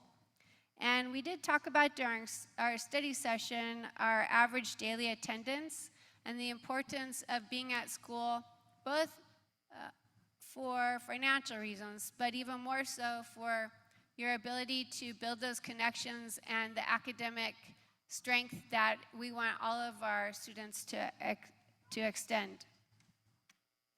So overall, we finished out the year with a 95.4% attendance rate. We're still striving for 97%, as that's where we were before COVID. And once COVID happened, our average attendance has greatly dipped. But we did make some progress this year. And this is how each of our schools finished out the year. And you'll notice that we had Pomeroy that remained at 97%. And I'd also like to point out that the lowest average daily attendance we had was 92% with our alternative high school, Calaveras Hills High School. And if you look statewide, that's a tremendous difference from what the average is for continuation schools. The average is around 70%. So we're doing some really dynamite things here in Milpitas Unified, and I look forward to continuing to grow next year and seeing that average daily attendance bounce back to where it used to be. I also want to say congratulations to all of those in our school district who have made transitions either to the next grade level or on to college and eventually career. And we have our last graduation ceremony tomorrow night for our adult students who have achieved high school equivalency. And that'll be at 6 o'clock right here in this gym. If you'd like to come and celebrate, please do. Speaking of 97% attendance at Pomeroy, one of the factors in organizing the different types of events and incentives was engineered in part by Vanessa Bond, who was the interim assistant principal while Ms. Christofanis was out on leave. And when Ms. Christofanis announced that she would be moving to Southern California, we had big shoes to fill. And fortunately, a top candidate rose to the occasion, and that is Vanessa Bond. So she is currently in Singapore, where she is meeting up with the family of this young lady that she had as a student for 3 years while she was teaching at Spangler. And we look forward to our next board meeting where we will get to hear from Ms. Bond. In the meantime, I would like to invite up our other new assistant principal, who will be our assistant principal at Matos Elementary School beginning July 1. At Matos Elementary, we had assistant principal Vivian Zhao, who decided that she needed to look at other ways that she could give back to the school while also balancing a new family. And so it's with enthusiasm that we welcome Bess Wood, who comes to us from Santa Clara Unified. And prior to that was also an adjunct professor at Cal State Monterey and has a great deal of experience in the realm of school psychology, special education, multi-tier systems of success, inclusion practices, and is completely student-centered, as every single one of her references stated when we called. So, Ms. Wood, I would like to welcome you to the MUSD family and give you a moment to share some thoughts with our board and community. Well, thank you. I'm privileged and honored to be selected as the assistant principal for Meadows Elementary. I'm very excited to be able to work with this community. I'm going to be part of your culture of we, and things that I focus on are around social emotional learning and the well-being of all students academically and with their mental health as well. So I'm excited to join the team. I'm very excited to join my principal, Jackie, and be her partner. And I am privileged to be a Phoenix. Yes, you are. Congratulations. Thank you. And we'd like to ask you and your family and Dr. Vofeld-Bigard to come up for a quick snapshot with our board and executive cabinet.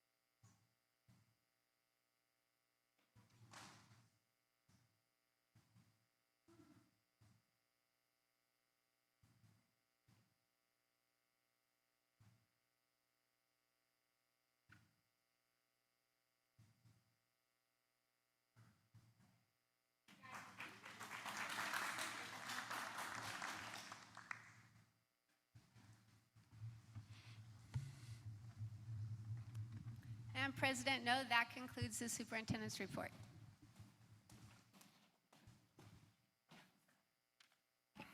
Thank you, Superintendent.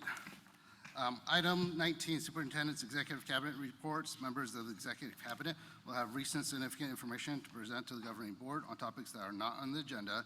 Reports are limited to 90 seconds each, with 5 minutes allocated for the principal's report. Thank you. And we will go ahead and invite up from Spangler Elementary School our dynamic duo, Principal Parwinder Johal and Assistant Principal Juliana Flores.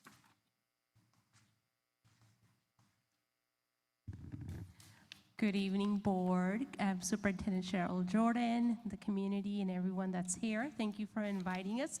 And we knew that we have to keep it under 3, so we decided today that we're going to make a video. So Scott, if you could just present, that'd be great.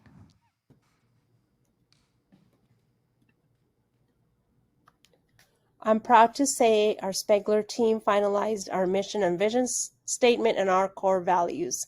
These core values have guided us in all the work that we needed to get done this year.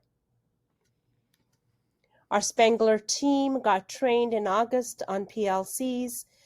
This training builds strong structures for collaboration, so our Spangler teachers and our TOSA were able to collaborate on providing interventions for our students.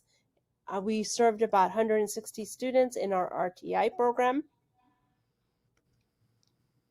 As teachers, about 80% of our teachers are also trained in restorative practices, and bringing the restorative practices to Spangler will help us to have better relationships with each other, with our families, and our students. Our efforts for PBIS this year included tightening up our tier 1 processes. And then we also started developing our tier 2 strategies to respond to behavior interventions, such as using check-in, check-out system. A lot of our staff members, it was their first time using PBIS rewards. We would administer points, and some of the events that we had for our students would include our glow party, cookie decorating, and we are looking forward to further developing our PBIS efforts here on campus. The other thing that we wanted to touch upon is our attendance. And so our daily average attendance rate this year was 94.38%. We went up 0.5% from last year. And we worked really hard, our attendance secretary and admin team, to identify our chronically absent students and working with those potential chronic absent students to help build solid foundations on how to get the students here and work through those barriers so that way next year we can start the year out strong with these families and students. And what we have learned this year is that we do have a lot of supports and programs for students, but we do need to come together to create a strong multi-tier system of supports.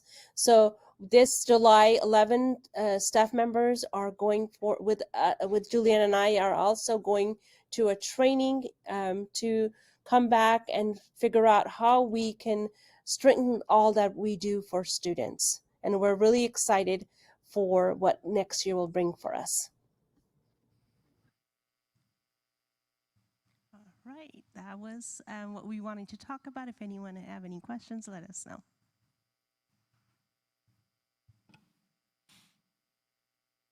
Great job. That was very quick and right to the point. Thanks. Thank you. Thank you for all your support. Thank you so much for the presentation. Great work on your attendance.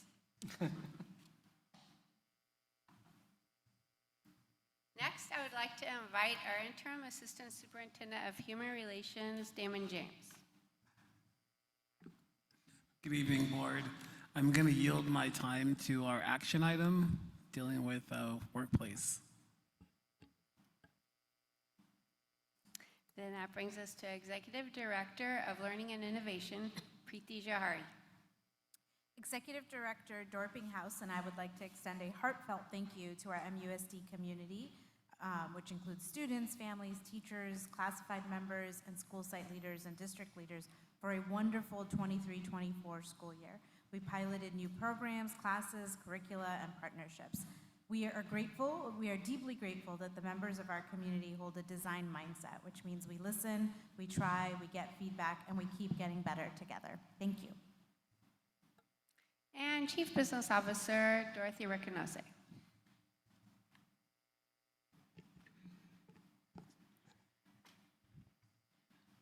We are receiving 4 interns from Milpitas Youth Force program as part of our partnership. When they assign this to MUSD, we're going to help the student work in creating some pathways and learn how develop some office skills. They're going to start on June 17 and will end on August 2nd. We are working on their schedule and divvying up which department get the privilege of having the interns. We also met, the team and I met with our CalShape grant consultant so we can get reoriented on the status of our CalShape grant and where we at the end of the year and how we are moving forward with that. We also started the early stage of closing the books, as we mentioned at the board study session today for the year end, and the staff will continue the year and work from here through August, right before our auditors start their final audit for the fiscal year 23-24. That's my report for tonight. Thank you. And that concludes the Executive Cabinet reports. Thank you, Superintendent Jordan. Moving on to the next item, item 20, board group agreements. In essence of time, we will also forgo reading the board group agreements and move to item 21, board communication request. This part of the agenda provides school board members the opportunity to report on their activities as elected officials. Reports are limited to 90 seconds each. We'll start with Trustee Zhang. Thank you, Board President. Actually, I'm just going to echo the idea of it was a great year. We had a great partnership between our parents, our students, our teachers, our staff as well. In pulling this year off, we have certainly made a huge dent in our attendance, and look forward for us to continue that and enjoy the next month or two off. That's all I have. Thank you, Trustee Young. Trustee Norwood. Yeah, I'd like to echo the sentiments of Board Member Jung and Executive Director Preeti Jahari and Mary Ju Dorpinghouse about the gratefulness for the service of the school district, staff, and personnel, teachers, certificated, classified, everyone, as well as the parents and the families that work through all the different challenges and struggles that, you know, we all experience. So, and then I look forward to continuing that developing the strategies where Milpitas Unified School District continue to be seen as a member of the community, not just the school district or the school that the kids go to. Thank you.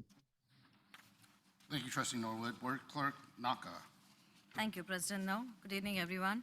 I would like to echo my colleagues' sentiments as well, and it's a great privilege and honor to be out there to begin with the celebration of our MUSD employee recognition.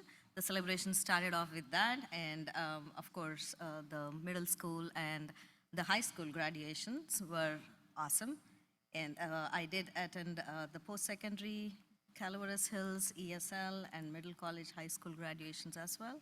And I definitely wanted to bring up the AI in education, the fire chat that we had. It was amazing to see the participation of the community and the leaders around who were really curious. And after the event, I did get few of the community people and the parents say that they can't wait to hear what is in store for them and the students around as AI is everywhere. And yes, it's amazing. And I myself am really curious to see the symposium which is coming up. And I did attend a couple of chamber meeting and the Rotary Golf fundraiser event as well. And that concludes my report. Thank you so much, President No. Thank you, Board Clerk Naka. Vice President Yashwan. Yes, thank you very much, President No, and I'd like to echo the same sentiments. And you know, what a great way to end the school year with recognizing our MUSD employee celebration with all the longtime staff members. And I've also attended the Leo Murphy Award, recognizing the student athletes. Ending the year with attending all the promotions of all the elementary school, well, not all the elementary school, but the middle school, Cow Hills, MHS, adult ed ceremony, middle college. And yeah, I just want to say, you know, thank you so much for a wonderful, amazing year. And it's a great way to end it. And I wish everybody a great summer. Thank you. Thank you, Vice President Yashwan. To echo the sentiments, I wanted to add the fact that we want to recognize and thank all the different PTAs, PTSAs, PTOs for really continuing to volunteer and support each of the various school sites. Without your help as well, along with the staff and everyone involved, we wouldn't have had another successful school year. So thank you so much. Item 22, reports, A, business services, and we'll start with Student Nutrition Services Department report.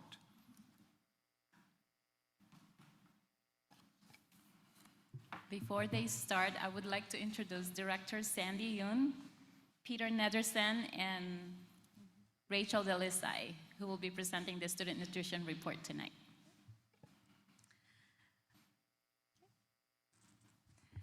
Good evening. My name is Sandy Huynh. I'm the Director of Nutrition Service and Warehouse. I'm here joined by two of my team members, Peter Nederson, who is the Central Kitchen Lead, as well as Rachel Delisai. She is the High School Kitchen Lead.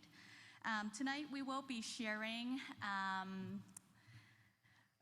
about how our federal nutrition program has evolved over the years and what we've done this year to improve the quality of our meals to our students, as well as our grand plan for next school year. Next slide, please. Throughout the history, the Federal Nutrition Program has always aimed to improve the health and well-being of our nation's children. It changes based on society needs, as well as nutrition science, which also changes the way we operate and serve students. When National School Lunch Program was first established in the 40s, it was established as a measure of national security because studies show that 1/3 of our young men were rejected from military service due to malnutrition. So this was during the time after World War II and the Great Depression. By the 90s and 2000s, sedentary lifestyle of American children coupled with high consumption of junk food led to an increasing prevalence of overweight children. So school districts were then mandated to adhere to a higher nutritional standards, as well as putting a wellness policy in place, which increased the requirement for physical activity at school. This policy also removed the sale or prohibit the sales of sodas and minimal nutrition value foods in school. During this time, school meals are very underfunded. Reimbursement rates were not enough to cover the high cost of labor and food. School districts did what we could to minimize budget deficits. So fast forward to 2020, during the pandemic, our program became an emergency feeding program. When parents were out of work, there were very high need to feed children in the community. So we pivot our operation from feeding students in school based on meal eligibility to feeding the community youth at large at no cost. So this led to a major milestone in 2022 when California became the first state to provide universal meals in schools. This, as a result, increased our meal participation significantly. And as we also face with challenge, staffing challenges in our industry. So at this time, the state is very invested and very interested in increasing the school's capacity to prepare meals, freshly prepared meals, and allocated additional grants for this effort, which our district has decided to opt in. So since 2022, these grants has helped us fund kitchen infrastructure upgrades, equipment, and food service training. It also allows us to work with small local farmers as a way to address supply chain issues. Next slide, please. So over the years, I've heard a lot about we need more healthy meals in the program, but healthy means differently to everyone, and I want to share what makes our MUSD meals healthy. As part of the USDA guideline, we are required to provide enough caloric needs for our growing students based on their age group. We are required to limit sodium and fat and offer whole grains, lean protein, fruits and vegetables, and milk. And through all the food that we procure, we also have to meet the Buy American provision.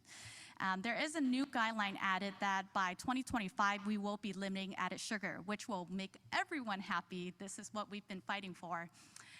So that's the requirement, but what makes us stand out is we go above and beyond to search for quality products in our program. Over the years, we do extensive product screening as we look for new products in our menu.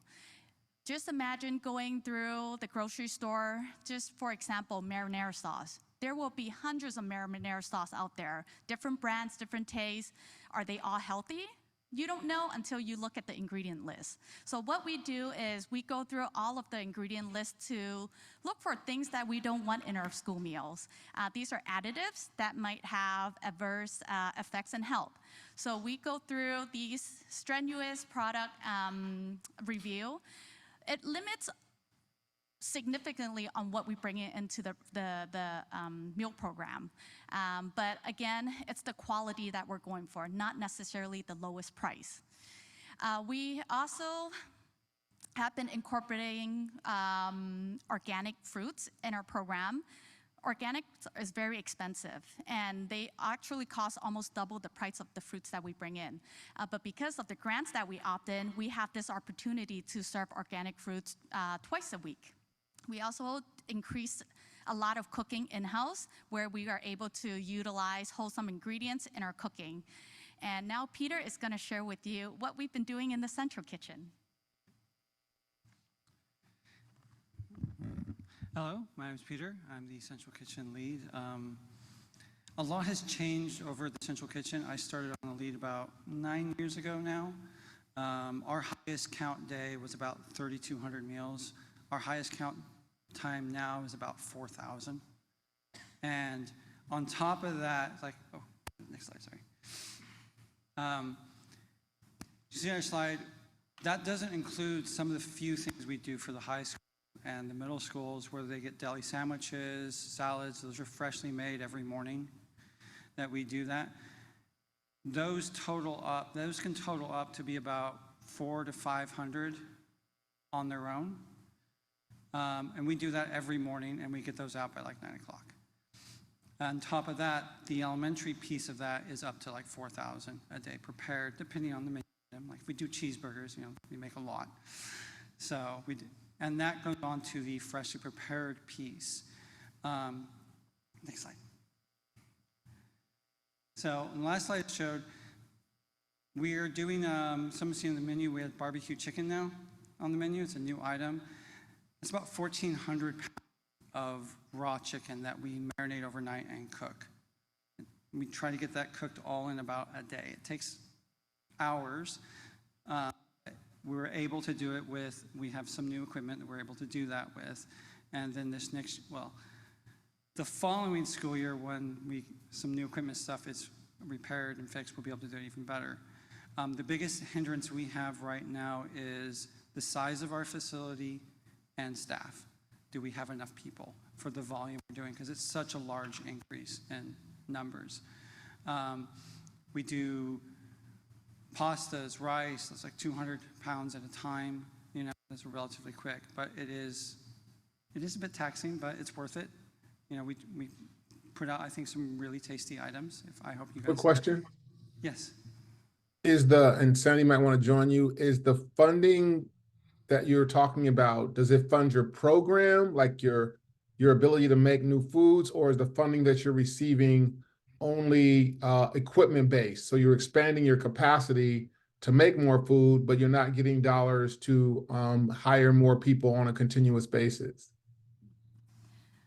The grant money allows us to increase cooking or actually pay for infrastructure to increase our cooking. So that includes replacing equipment, buying new equipment, providing training to our staff around freshly prepared meals. Okay. So let's go into infrastructure and training. Thank you. So through the fresh prepared stuff, we have been able to do newer options this year than we have in the past. More cooking is involved, which training has been helpful with that. But like I said, the only thing that limits us now is the physical space, I feel. Yes, we need more people. It is hard to hold people in student efficient positions. We see a lot of turnover. I just see a lot of turnover in the central kitchen over the years. People move on, come in, but the new equipment is helping solve some of those issues. So I think that's it.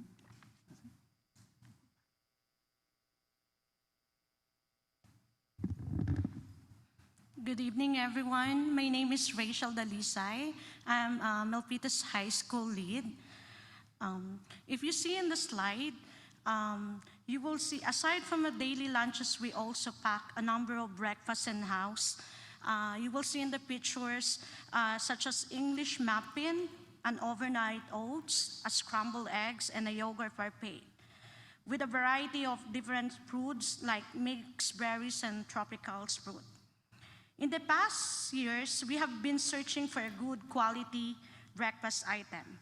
We hear a lot of feedbacks from the families desiring less sugar in breakfast items.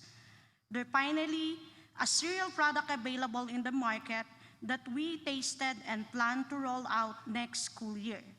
They are organic, contain less sugar, and a very clean label. We did a taste testing in MHS Kitchen and Synod Kitchen, and they have been very well received. The feedback we got was they couldn't tell the difference in taste and texture to the old ones. And the great thing is they can continue to enjoy cereal, but much higher quality. Next slide, please. There are some things happening in our sites. Rancho introduced a fruit bar giving student access to a variety of fruits in a daily needs. Cooking required needs to bring back dishwasher. They got their own new dishwasher. We replaced a dishwasher at Rancho, and it has been used in the past decades. As a matter of fact, MHS and Central Kitchen will be replacing their dishwasher this summer. Student feedback, it is very important for us also, the feedback of the student, what food they eat and how goes to them, how they taste it. So student feedback is very important to us. We want to hear directly from students about what they like and they don't like on the menu, because ultimately, they are who we are feeding. We've done a lot of student focus group at Kurtner, and also Lunch's feedback platform online. If you see in the slides, they can scan it and they can write the feedback that we can read it directly. We can improve our service through their feedback. That allows all MUSD students to leave a comment at any time throughout the school year.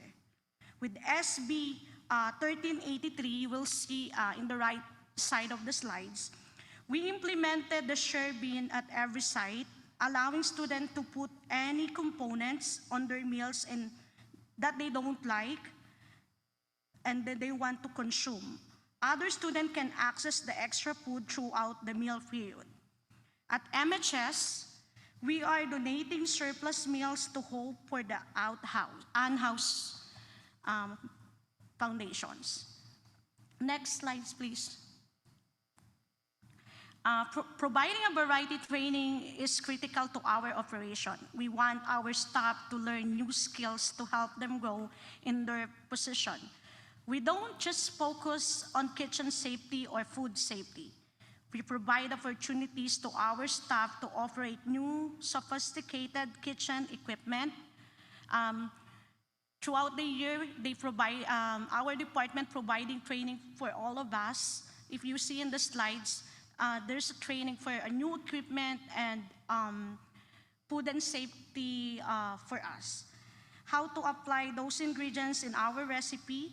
Furthermore, we also done some meditation training at our previous back-to-school training program, because wellness and learning techniques to reduce the stress is important to all of us, especially working in kitchen.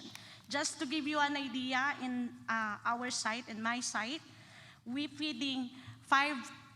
providing 5,000 meals a day for the high school student. Thank you.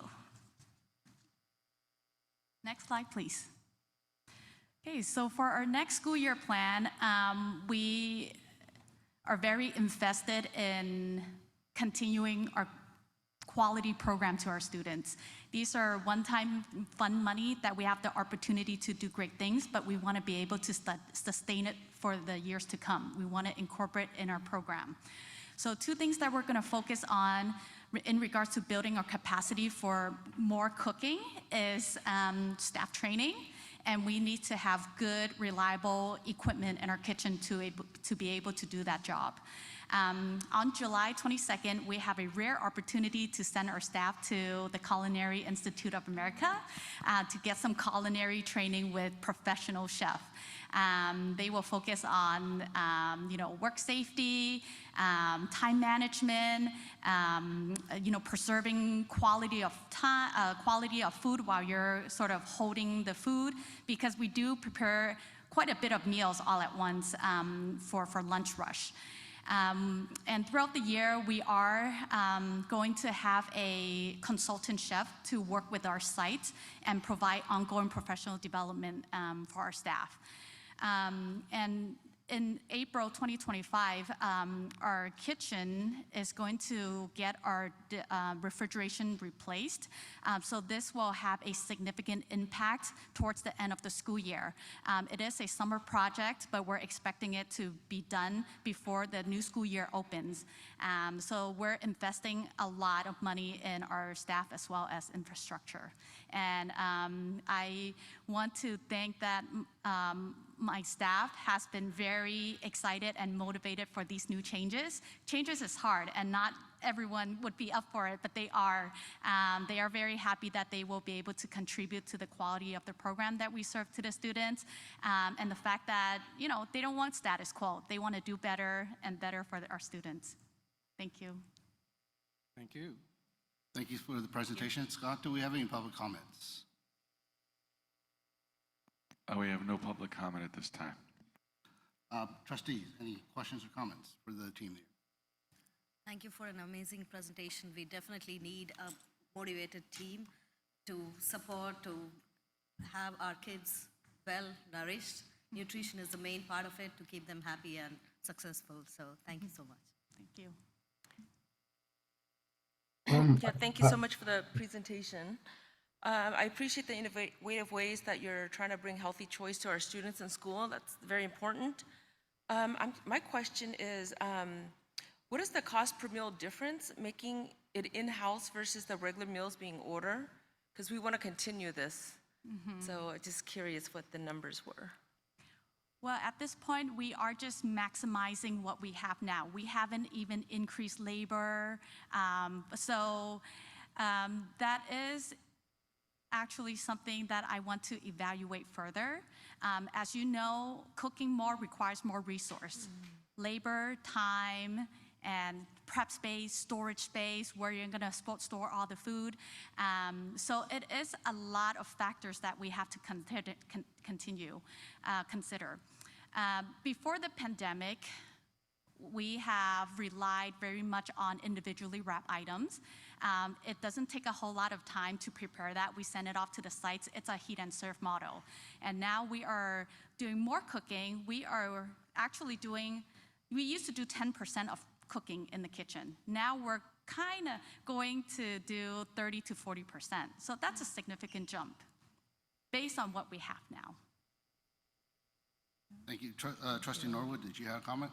Question? Yeah, well, thank you, Sandy and team, for your presentation. As I listened to it, my first thought was, barbecue chicken, really? Where was I when school started, when they started serving barbecue chicken from the kitchen? And who thought of that? But Sandy, you've been amazing from the very beginning. I would ask Superintendent Jordan, as you look at grant management or grant creation, you know, what we're doing around learning and development in other areas, I would say that if you do move in the direction, or you guys make the recommendation of a grant analyst or grant management team, I would also ask them to look into student nutrition, because there is quite a bit of dollars out there around food and those types of things, and healthy meals for kids that I know that Sandy and her team would definitely take advantage of based on what we've heard tonight. I have to say the great news is we have a very healthy fund balance, which allow us to do a lot of creative things in the near future. Thank you, and I would also like to add that Director Nguyen has been responsible for a number of grants that our Student Nutrition Services has received. And to Trustee Norwood's point, if we have somebody else like Denise Coleman, who's assisted with other grants, assisting you, Director Nguyen, we could just magnify the work that you've done. And what I also wanted to say is thank you to each of you for coming forward to share all the great work and creative strategies and changes that you're making. And the other thing that I see is, in addition to our learners and also our team members who sometimes eat the student lunches as well, is that they're getting a personalized touch in nutrition that is thoughtful about what constitutes a healthy meal. And with all the extra training that you're doing and these changes, It also provides our student nutrition team with pathways for expanding their career skills. And so I really appreciate that aspect too of the work that you're doing and increasing the on-site production 30 to 40% over prepackaged food. So thank you. Thank you, Student Nutrition Services, for the presentation, because I didn't realize you were educators and providing us a history lesson. So I really do appreciate that as far as the evolution of the team and the output that we're providing our students now. One of the success is the vegan options. Your vegan options have become very popular with non-vegan students. And so I think one of the challenges there is, depending on the vegan options, it was very popular where the vegan students didn't get an opportunity to get a vegan lunch. So are you assessing that and figuring out how to supply that to various school sites with a student population that is more vegan? Yes. We are working with schools to get a better lunch count so we don't run out of choices. But you are right, there is a growing demand for vegetarian meals or vegan meals, and we are very conscious about that. You can see that our menu is very diverse. Each individual sites do keep a record of what they sell in previous times, so they can get a better gauge of how much more or less to order for the next time. So then we have enough for everyone. Appreciate it. And again, that was the benefit of the success of providing better vegan options, right? So the exposure to that too for our students is compounded as far as building healthier lifestyles. Yep, I agree. Yeah, and I'll say that you guys built a great team. I've seen nutrition services for many, many years, and I've seen you guys grow into a strong team, into the diversity of foods, being responsive to students. You guys have made tremendous improvements in the food in terms of the healthy food, as well as actually cooking the food versus prepared food. So I want to congratulate you on that huge progress and just encourage you to keep it up. Some of the school sites actually have active gardens as well too. Has there been any opportunity to connect in those school sites to kind of either educate students on the value of the certain produce that they're growing in their gardens? Can you repeat that, please? Yeah, certain school sites have like gardens, like here at Randall, we actually got a sample of blackberries and raspberries that their students were growing. Is there an opportunity to do kind of a farm to school lunches from the various school sites? Yes, yep. There's always opportunity for partnership as long as there's enough supply to feed all the kids. Yes. Anecdotally, we heard that students are picking and eating them off immediately from the bushes, and so when the school's in session, they didn't actually have a supply. Yes. Any other comments, questions? Nope. Thank you so much, team, for the presentation. Just a quick question. Is there any data? No. Is there any data that associates chronic reduction of chronic absenteeism with the quality of school lunches or school nutrition? Not that I'm aware of, but I'm sure that there's some linkages that we could uncover.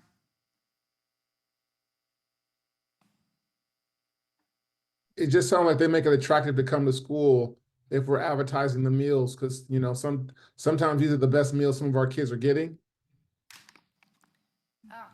I know that there is definitely the linkage between students who depend on school meals for nutrition and being at schools. I thought you were referencing the quality of the food. Yes, the quality of the food. Yes, both. Yep, we could look into data for both. All right, thank you so much, team. Appreciate it. Thank you.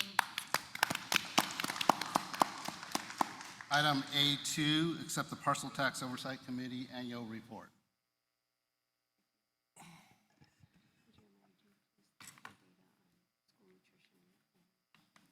Business Services, Dorothy. You want to introduce our Parcel Tax Committee lead? Thank you. I would like to introduce Mr. William Lamb.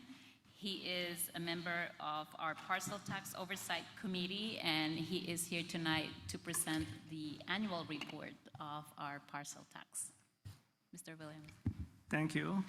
Thank you, MUSD School Board and our superintendent and the district staff. I'm here tonight to present to you our Parcel Tax Oversight Committee annual report.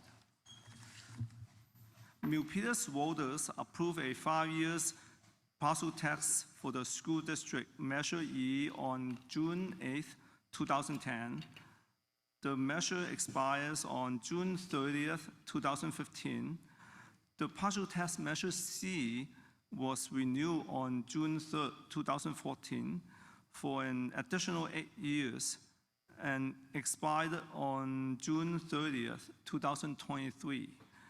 Voters again renewed the district partial tax Measure E on June 7, 2022 for additional 8 years. The term for Measure E began on July 1st, 2023 and lasts through June 30, 2031. The partial tax provides local school funding that cannot be taken by the state. It helps the district to focus on continue accelerating academic programs in science, technology, engineering, arts, athletic, and math.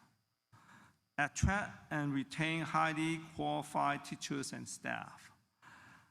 Create stronger academic programs in reading, writing, and computer science while supporting student health and well-being.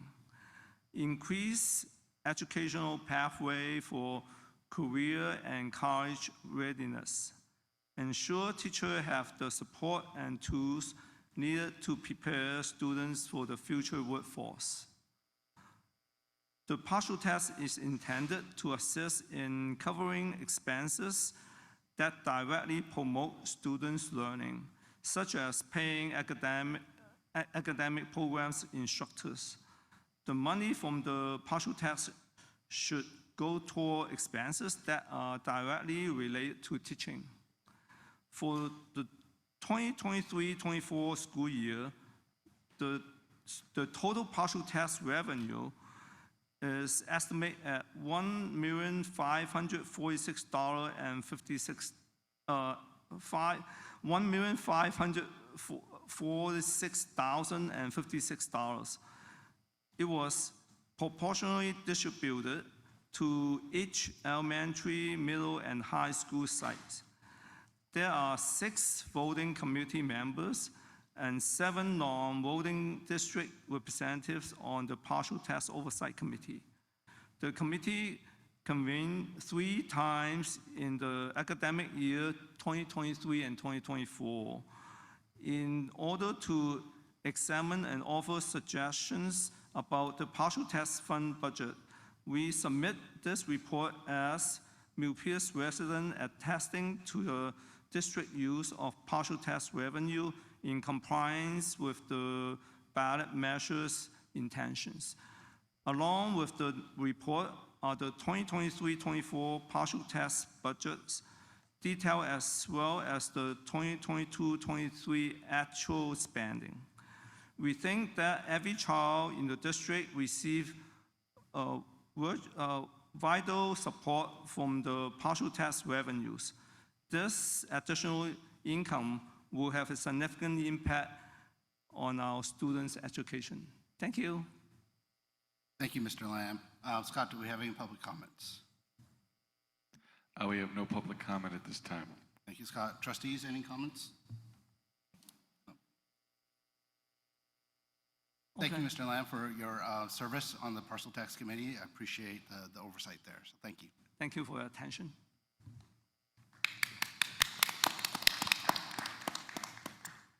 Item B, the parcel tax polling results. Superintendent's office. Thank you, President No. I would like to invite up Robin Garrity of Props and Measures, and then online, we also have EMC, which conducted the polling.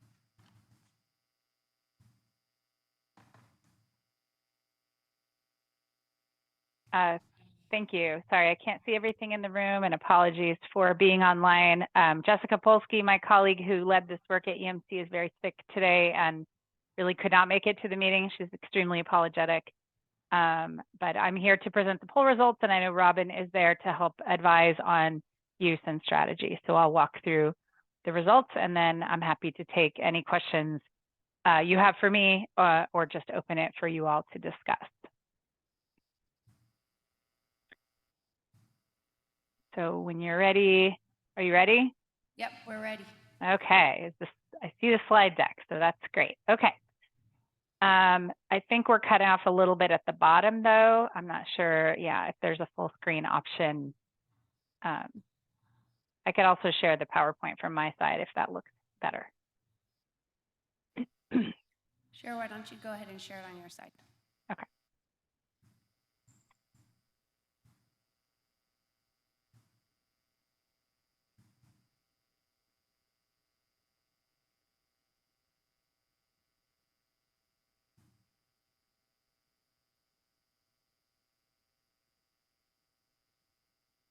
Okay, are you seeing the correct presentation screen? Or the one with the preview of the next slide? We're seeing the preview. Okay, sorry. Let me switch that. Okay, there we go. Thanks for your patience. And good evening. I'm Sarah Labatt. I'm a senior principal with EMC Research. We're an opinion research firm based in Oakland, California, and we're very happy to be working with you. Again, we've worked with the district a number of times in the past and glad to be back on the team. A quick overview of the survey methodology before we start digging into the data. This was a survey of likely November 2024 voters in the Milpitas Unified School District. We employed a mixed mode telephone and online methodology for this survey, which is fairly standard at this time in terms of conducting voter research that is inclusive and representative of a school district or a community. The phone interviews were conducted by trained professional interviewers and used both landlines and mobile phones to reach those voters.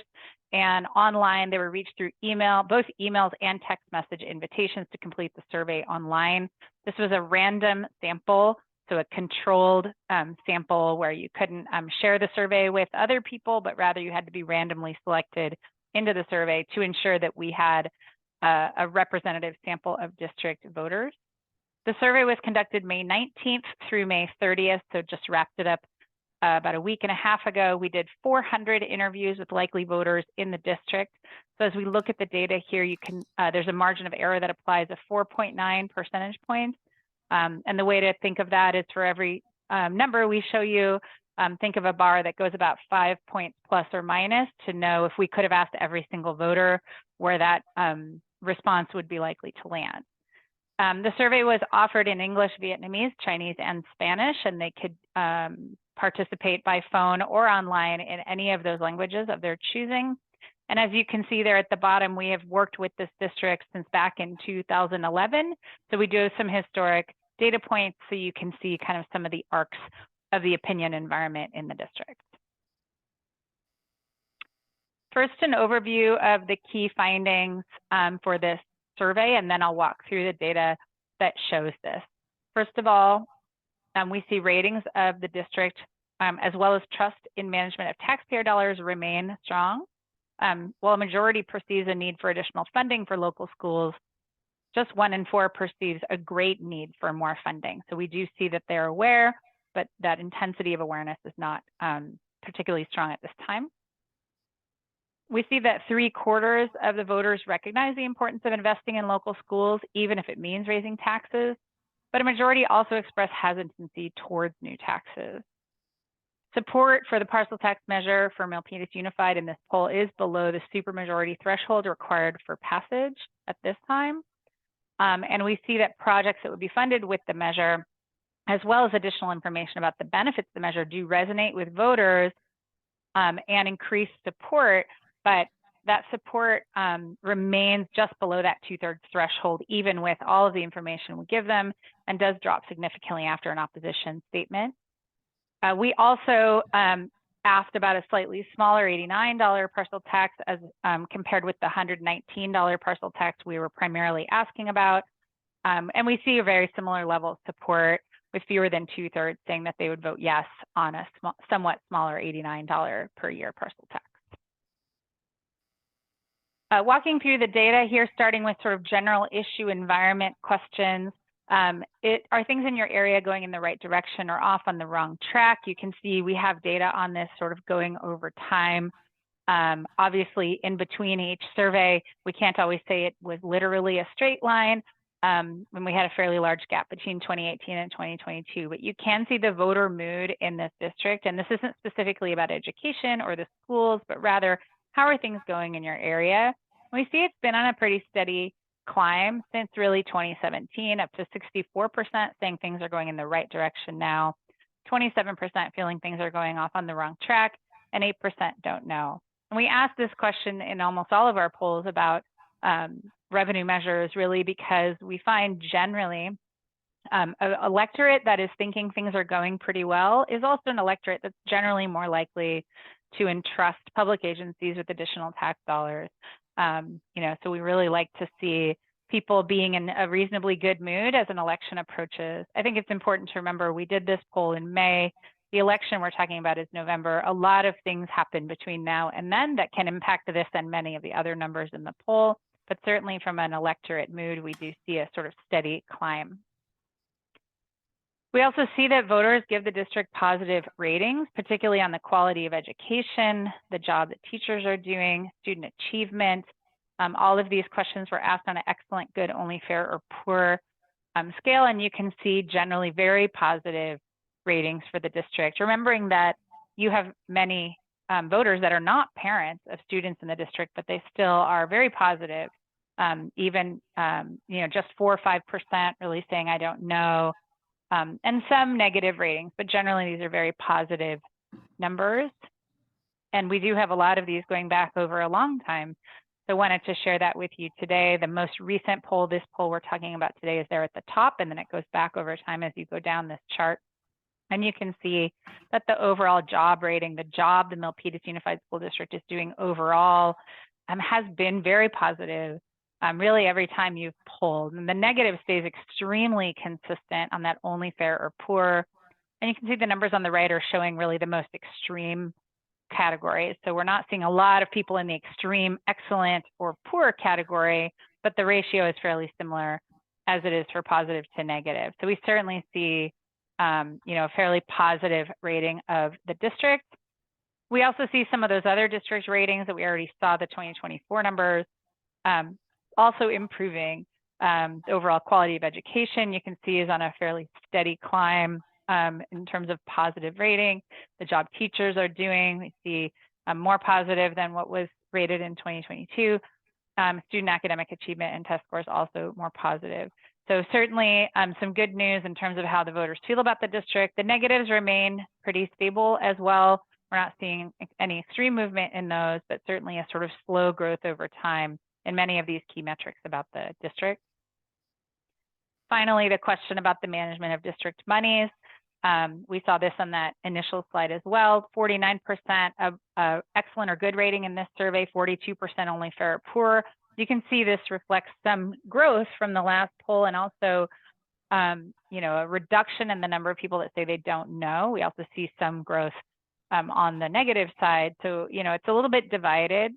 I would say, having done polls that ask this question in a number of school districts as well as other types of municipalities, it's the very rare, maybe no, municipalities get very strong positive ratings about management of district monies, really because the public is always concerned about how government is spending money, but certainly we see a net positive here and generally an understanding, and a positive trend in the numbers on this question.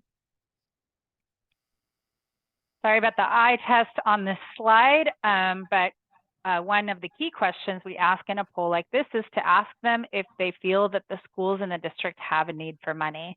The text of the question is at the bottom. We educate them that they live in the Milpitas Unified School District. And would you say the public schools in the district have a great need for more money, some need for more money, only a little need, or no real need for more money? It's a general question. It's not specific to any type of mechanism yet, but really understanding if they are aware of the funding need. And you can see the top half of this chart is the voters overall, including both parents and non-parents in the district. And at the bottom half of the chart is just parents in the district. So the same question, just limiting looking at that data to parents. So you can see here, you know, for the general district, 67% say for voters overall that the district has great or some need for additional funding. Remember, you're in a 2/3 threshold environment on a tax measure, and it's kind of their awareness of whether you need the funding is right at that level, although you just see 26% saying they feel there's a great need. So not a lot of intensity on that question. We also see among parents, slightly stronger awareness of need has been consistent over time. The parents are always a little more aware. They're a little closer to the district. They might see more and have stronger opinions. And you can see they're a little bit more likely to say the district has a need for funding. Another thing to keep in mind is sort of general attitudes about taxes. The question here is on the left, we ask if you agree or disagree with the statement. I generally oppose increases to property taxes regardless of what they are used for. And we see 57% saying they agree with that statement and 40% disagreeing. So we certainly see an amount of tax sensitivity. This has been consistent over time, even when you've been successful with measures, but it's certainly present now. And we're seeing this in many, many communities, both in this area and all over the state and the country, that there's a you know, general concern about taxes, that we're seeing a lot, you know, a fair amount of sensitivity towards the idea in the general of taxes. However, when we attach taxes to maintaining high quality local schools, you can see here in the top question, same format, do you agree or disagree? Maintaining high quality local schools should be a top priority, even if it means raising taxes. We do see 3/4 saying they recognize that importance of investing in schools and agreeing with that. And 63% agreeing they trust the district to properly manage tax dollars. So we often see this sort of dichotomy where there's a general tax sensitivity, but for this topic, maybe I would consider it, right? And we're seeing that here with many of your voters saying, I don't love taxes, but this is a top priority, and I understand that it might require a tax to address it. Now getting into the measure itself. Here on this slide in the gray on the left is the ballot, the draft ballot question we asked the voters in this poll. We read out the question.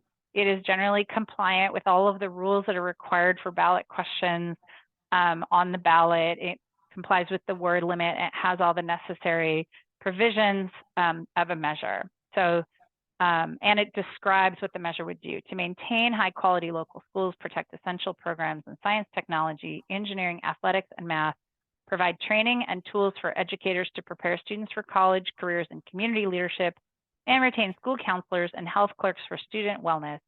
Shall Milpitas Unified School District's measure levying $119 per parcel annually be adopted, providing approximately $2.2 million annually for 8 years with senior exemptions, independent oversight, no funds for administrator salaries, and all funds benefiting local students. When we read them that question early in the survey, before we've given them any information about the measure, this is what we sort of call the uninformed vote, meaning it's before we've told them anything additional. And you can see that initial support is at 59% yes, with 56% of that solidly coming in yes to the question. Another 3 percentage points said, well, I'm not sure. And then they were asked, well, do you lean yes or no? And they lean yes. So the total at 59% yes, 34% no, and 7% undecided. You can see the 2/3 threshold there, 67% is that line going across the top. And, you know, in this initial vote, this measure as read is short of the threshold needed for passage, even considering that 5-point margin of error, right? On a, you know, it's possible that this 59 is really 64. Thinking about that 4.9 percentage point margin of error, but that's still short of that threshold for passage. After that initial vote question, we asked them what is the main reason they would vote yes or no, depending on what they said. And you can see on the left, that's the why would you vote yes question. And these are people who prioritize school funding, right? This is a values vote for them about education and the value of education. They want to support students. They want to protect the quality of education. You know, you just have to do it, right? Sort of the values alignment for them is really about the outcome that they feel is possible with a measure like this. On the no side in the red on the right-hand side of this chart, you can see the primary driver here is I'm opposed to new taxes, as well as not thinking that this tax is necessary, or not trusting that the money will be spent correctly.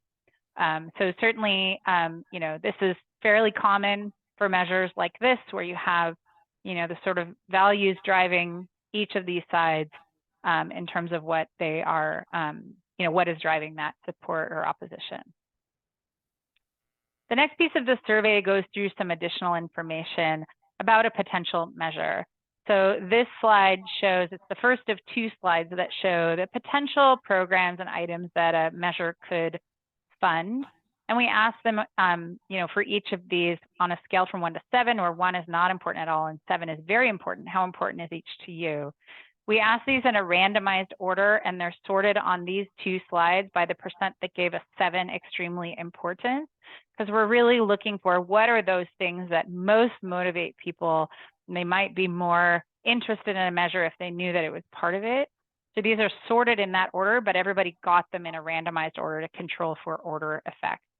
A few of these we've asked before, and there's some footnotes there that indicate that, but the shorthand is we are seeing similar levels of support for the ones we'd asked before as we did before. So attract and retain highly qualified educators. You can see 84% rated that extremely important.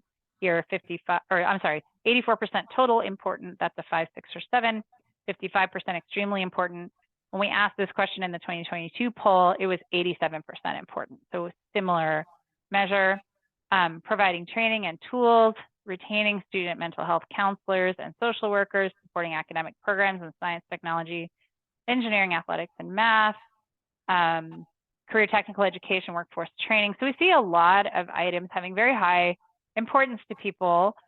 Certainly the attracting and retaining educators sort of rises to the top when you look at that intensity number on the 7, particularly important, but we do see a lot of different priorities that the voters are interested in. And then this is sort of the second half of that list. Again, these are sorted here in randomized order. I do want to make sure I'm making the point that you should not plan your budget based on what the voters think are the important things are for providing quality education, but rather this helps you really steer how do you really talk about and frame a measure in a way that the public most understands and appreciates what you're trying to do. So here you can see sort of the second half of the list, and really everything was important to at least 2/3 of the voters. But as you see that intensity shrinking, your audience for each one, or the people that really want that each item, is sort of getting a little bit smaller. It doesn't mean you can't do things that are lower on the list. It just means, you know, there's fewer people that are really engaged and motivated by those items versus the ones you saw at the top of the list on the prior slide. In addition, we provided some additional information about a measure, and this information is designed to be the type of public information that the district can communicate from the district's perspective about a measure. It's not advocacy information, but rather it is information that describes the outcomes that could be possible with or without this revenue measure, to understand how how much each of these is sort of driving potential support for a measure. Again, these were presented in a randomized order. We have a couple of slides of these, and they're sorted by percent total convincing. So on this slide, these sort of top messages, you can see again, retaining skilled educators. We saw that on the priorities. We see it again when we build it into a more descriptive message. Protecting essential programs that were financed by one-time funding, shielding schools from state budget instability, right? So really the sort of top items here are less about the details of what they're paying for and more about maintaining the quality of education and maintaining funding stability to make sure you can continue providing these things. I do want to point out that the intensity on these, even though the total convincing is high, right, well in excess of that 67% threshold for passage, the intensity is somewhat low. We're not seeing, even thinking about the priorities list we just saw, we saw 55 or 50% on that most extreme response. Here we're not seeing, when we describe more about a measure and why it might be important, a lot of, we're not seeing additional intensity, meaning this might not be, it might be that the measure on its face is fairly descriptive, and then telling them the details of what it might fund is what they need to know. And maybe this information, while it does, while some voters are saying this is convincing information, they're much more likely to fall in that somewhat convincing category. This is the second slide, so sort of the bottom part of those messages ranked, and you can see some of these, even though they're all convincing to over 2/3, again, we don't see very high intensity on these, on any of these items as we go through this list. So finally, what we want to show here is really the vote progression over the course of the survey. So you've already seen that initial vote at 59% yes, 34% no. That was the first uninformed vote that I showed you. Once we give them all of the project information and all of that information we just went through, you see the vote does grow to 64%. So when clarifying information is provided, what might happen if they don't, if a measure isn't available, the revenue isn't available, what could happen if it is, you see that vote grow from 59 to 64%. We see the opposition drop a tiny bit from 34 to 31%. It's important to note that that 64 is still short of that 67% threshold. It's within the margin of error. There's a generous interpretation here that would say, it's on the bubble, but, really we like to see that vote really grow with additional information, because the opinion environment is impacted by all kinds of information that you might not be what you are providing. And that's really what we do here in the far right bars, is we provided a very general opposition statement about a measure. It was mostly just talking about, we can't afford it, the taxes are too high, and giving them a sort of single statement that says why they should oppose a measure is really devastating to support. You see it goes from 64% yes to 48% yes. The no rises to essentially meet the yes to 49%. So even after we've given them lots of information about what the measure would pay for, and we know that these are voters that are values aligned with quality education, they are voicing here, I think, an extreme concern about the economy and taxes that is fairly easy to trigger here with an opposition message. Finally, we did have a question to help us understand, is it about the amount of money? So all of those prior questions were about the $119 parcel tax measure. We kept that question consistent throughout.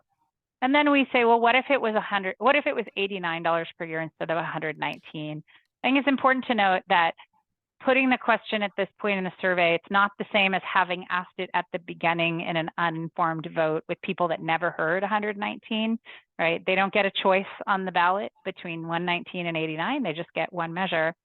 But what's really interesting is that you can see support for $89 is essentially identical to support for $119 at the beginning.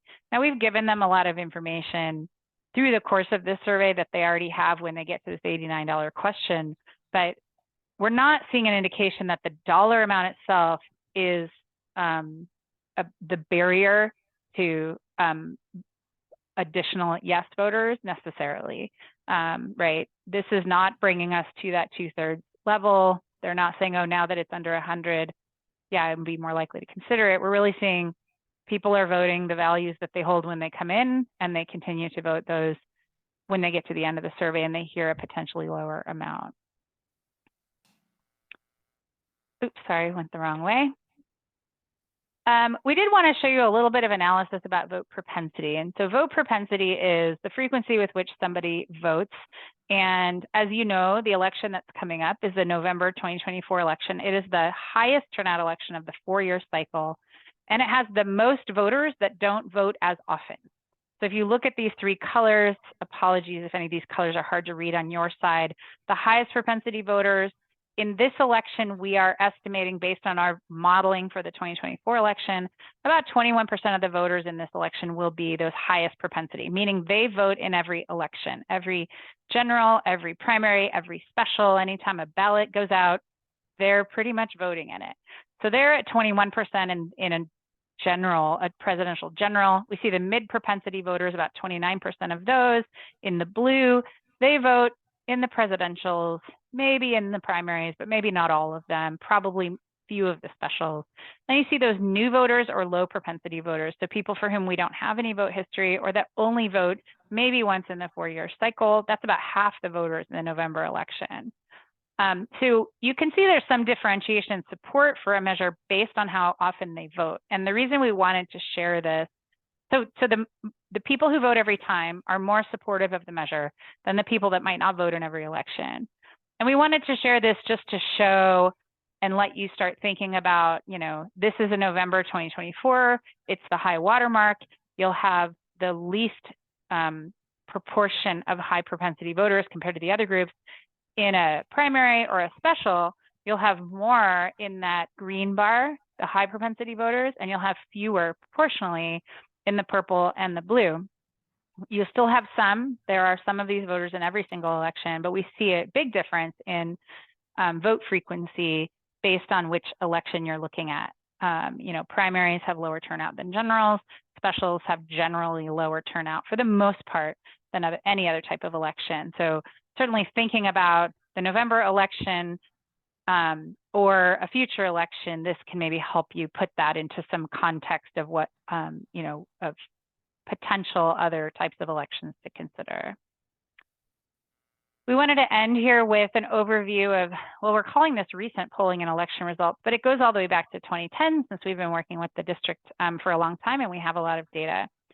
So the blue bars are the actual election results of measures that have passed, and the purple bars are poll results. And you can see the pale purple on top is the lean voters that we talked about. And this is only the first vote in every poll, right? So the vote today is what we call that uninformed vote, that first vote. We recognize that if, as we give them information, that vote grows, but that simulates that all of that information has been delivered to every voter, right? And really what we want to look at here is where were people the day we did the poll and where do they land on election day? Also important to note, every single poll we have here is a public poll done by the public agency, the school district.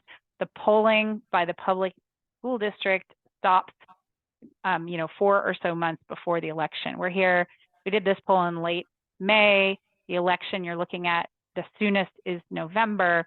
So there's a span of time between every one of these sort of poll results and the election that has a lot of information, a lot of campaigning, a lot of things that happen that impact the environment, the economy shifts, other things are happening. So we want to, I want to make sure I'm couching this in, we don't consider polling predictive, but it does help you know as close as you can know to the day you have to decide what to do, where is your electorate today, and what would help them understand why you're considering a measure better. So we wanted to show you this just to really look at the, really mostly the last few elections and polls. You can see back in 2022, as well as back in 2018, with the bond, you have typically outperformed your polling. And that's probably not luck. I'm sure you do a lot of work and your community has a lot of work to make that happen. But certainly, you know, I think there's reason to think you have the capability to outperform your polling. I also think it's important to remember, you know, that the poll we do may or may not be exactly the same measure we do. I know in 2022, the poll had, you know, a annual adjuster that didn't end up being included in the actual ballot measure. So I don't want this to, don't take this and do math and say, here's what we're going to be able to gain for sure, but rather just to give you an idea of your sort of electoral history and how that's lined up with the polls that district has done in advance of placing a measure on the ballot. Some quick conclusions, and then I will stop and love to take any questions or comments or let you all discuss. First of all, while voters do give the district strong ratings, and many do perceive at least some need for additional funding for local schools, we see support for a parcel tax measure today remaining below the threshold required for passage in this poll. Although support does not reach 2/3, voters are receptive for information about how the funding would benefit local students. Certainly, if you choose to move forward with a measure, engagement and outreach to convey information on a broad scale from the district is recommended, and I know it's a short amount of time that you have between now and when you would place a measure on the ballot. And I think Robin is prepared to talk a little bit more about that, but certainly, right, there's an amount of engagement that will help your voters understand why you're asking them potentially to do this. And we do see those high propensity voters somewhat more supportive of a parcel tax.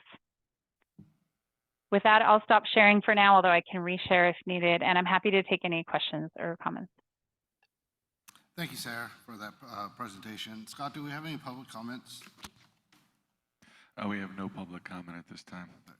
Trustees, any initial questions? One question.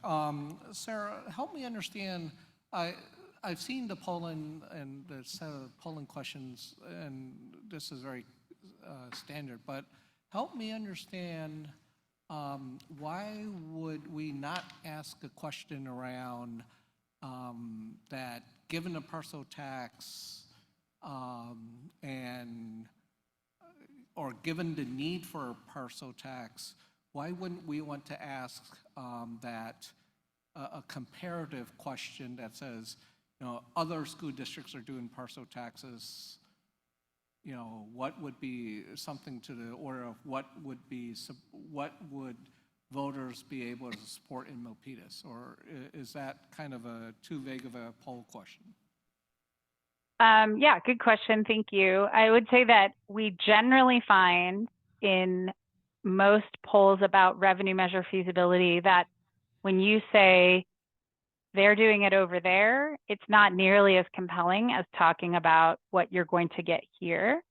You know, so we don't test a message like that because we have tried it in many ways in many places and found it's not particularly resonant. So, you know, it's not that you can't have that information. And I think sometimes, particularly with parents or people that are really digging in, want to dig into the financials, having an answer to the question, how do we compare to other districts and their tax rates, is certainly something that you'd want to have ready to answer questions. But we don't find typically that line of information is particularly compels voters to support a measure when it's compared to things like the student achievement pieces, the academic programs, the staff attraction and retention, et cetera. Got it. Thank you. You're welcome. Executive Cabinet, any questions?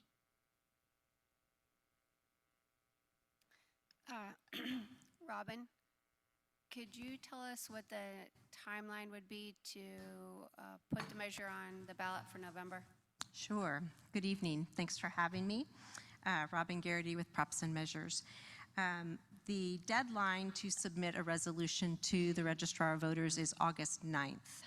So that would mean you would need to adopt a resolution prior to then and have it through legal process with your legal team and submitted. I agree with Sarah that sharing information with your community, you are highly regarded in your community as a school district. You saw the tracking for years of being well thought of, teachers, staff, but they don't have a sense of why. Why do you, what are the needs? And it would behoove you as a district to communicate that. And you would need to move quickly and check with legal counsel to make sure we could still do that over the summer if the board were to take action soon. Thank you, Robin. Mm-hmm. Yeah, Robin, question for you. This is a presidential year with low voter turnout. My question is, do you see like challenges in the general election, if any, as a result of what's going on? Yes, I think this will be a high turnout, a much higher turnout than 2022, for instance. And one of those last slides that Sarah shared with the high propensity, and I think those numbers of where we know voters, the high propensity, we know they're going to turn out, that vote every election, those are who we see are more supportive of school districts. And when we talk about that percentage being only 21% expected to turn out for the election, for the presidential election, and 50% are either new or low propensity turnout. That's that crapshoot, right? They don't, they're not as invested. We don't know what their feel is, like we do those high and perhaps mid propensity voters. So it's a big lift, if I could say respectfully, to consider moving forward and to get those points, to raise that bar from the initial vote or the uninformed support at 59% up to 67. A lot. That's a big lift, right? That's a big jump. Sarah, one of the slides that you showed was like when we added additional information after the initial vote, there was a bump up as far as the understanding. I guess the question for that is, how much of an effort was it to even just share a bit of the information during these quick surveys? Sure. I think that it's important to know and remember that in a survey, we have a captive audience that is going to, for the most part, listen to what we say, right? Whether it's a telephone interviewer asking them the question or it's an online survey, they're going to get everything we tell them said to them directly, and they are going to receive it, and they know they're going to be asked a question about it, so they're going to at least be listening. That is what we do in a poll to simulate what a information effort could potentially look like that you as a district could engage in the near future if you're preparing to put a measure on the ballot. The difference between that and what you can do in the real world is you're competing with everything else they have going on in their lives and every other agency that might be trying to give them information or whatever they've got happening right over the next few months, really, as you engage in this effort. So I'm not sure how to tell you the effort level exactly, but I would say you're not going to get every voter to listen to you for 15 minutes. We can do that in a poll. So it's important to think of that informed vote once we've given them all of that information, where it was at 64% at that point.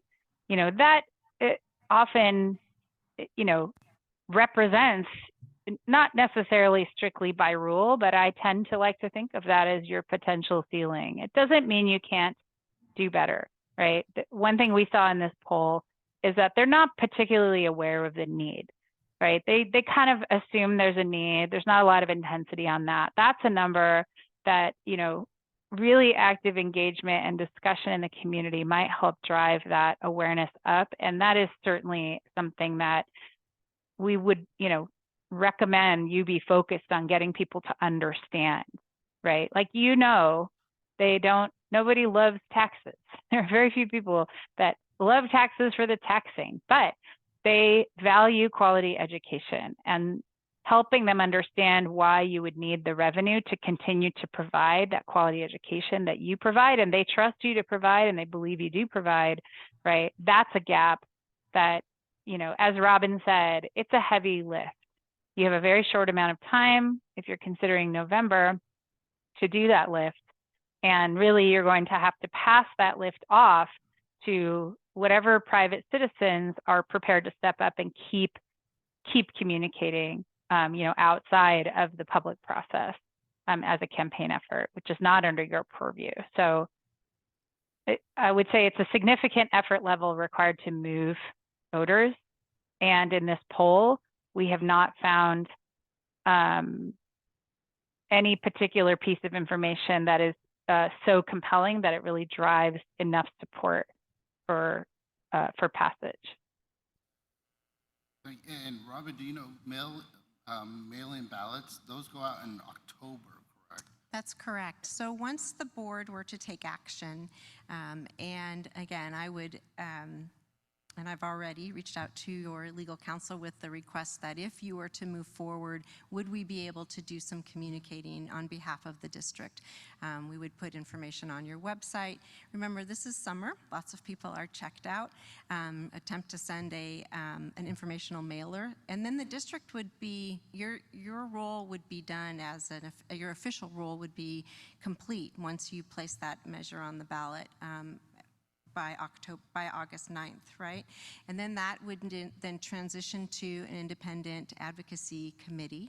And we would be happy to work with that committee to run a very aggressive campaign to communicate with voters and share your story. And to that point, so that'd be a very aggressive 2 months because we're trying to It would- communicate we would- before that's right. mail-in ballots. That's right. We would probably try to begin in August, and there's to raise money, right, to be able to send mail, do some digital advertising. Again, this is a higher turnout from 2022, and so you're reaching more, right? We would want to communicate with more voters. For instance, the total registered voters in Milpitas Unified is 37,718, and we're expecting an 84% turnout. So that likely voter is a very high number compared to in 2022 we expected 34%. So 50% more. Right? Again, that's that low propensity voter that is going to turn out for this election. So two things. First, Robin, are you saying that it's not actually until the point that the resolution is placed on the ballot that then the school district has to pull off from providing information? We can provide information until that point? You can continue to provide information without advocacy throughout the whole process. Okay. Yep, absolutely. So it's just having to be extremely careful that we're not advocating That's right. after the resolution is placed on the ballot August 9th. Yes. So up to that point, we don't have to be as cautious. Well, we will always have, just as a district, and we would need to check with Mr. Kasnoka to see if we can send a mailer after the board takes action. I did not hear back from him. Okay, thank you.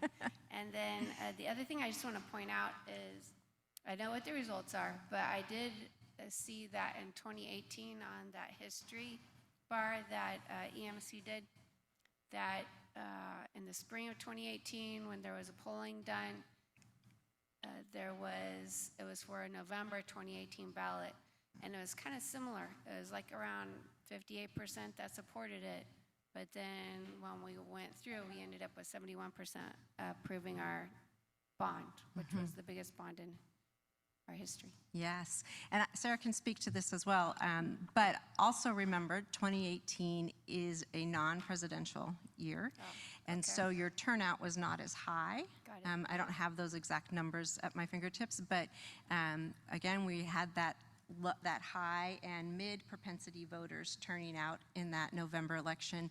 We won't have the, you didn't have, I'm going to assume you didn't have that big bulk that we're going to have for 2024. The unknown. I'm calling them the unknown voters. So I know we talked about this, but I guess I'm trying to understand, when is the last date that the board must take action if we are or aren't going to put this on? What's that magic date that has to be, that we have to decide? Well, I like to give ourselves a little wiggle room, so Okay, fair enough. so I would say August 6th or 7th, right, to meet that Friday, August 9th deadline. I see. Okay. So there's no legal prep work that we would do. We just would adopt the resolution, and then that's sufficient for us to go forward, and we're good to go. Yes, sir. Okay. And I would recommend in the wings that there is an independent advocacy committee ready to go and already sort of working parallel Right. to be ready to hit the ground running. Okay, I want to touch what Cheryl was thinking about. So it is, without taking board action, the district can provide information. right? Yes, And the information can include, there's a need to do this, correct? that's right, yes, That, as long as we don't advocate that. That's right. We can say, this is the need. that's right. We can have things, organizations like PTAs help us spread that word, Yes, correct? correct, But it's not necessarily, as long as we don't advocate, that's right. that's the That's right. magic line. And any communication that would be disseminated would be shared with your legal counsel prior to Oh, yeah. sending it out, so that he helps us stay on the right side of the Yes. line. And we would never, I would never suggest sending without checking with him. Got it. Okay, thank you. You're welcome. Yeah, I think, for example, right, we can put out information how, over the past several years, we refinanced several bonds to save our taxpayers money, right?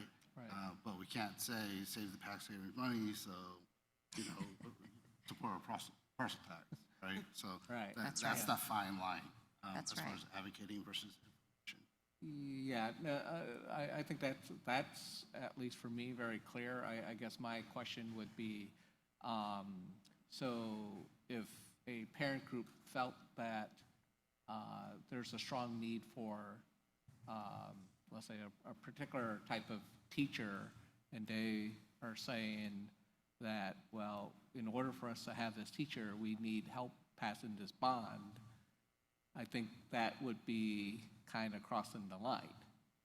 We would recruit them to the Independent Advocacy Committee Okay. and put them There to you work there. Yeah, there you go, right, yeah. But so let me follow up with that question. When can the independent advocacy group start? Can they do it before we pass the resolution? Yes. We wouldn't file paperwork, but we would certainly be ready to organize. I see, okay. Trustee Norwood, do you have any questions?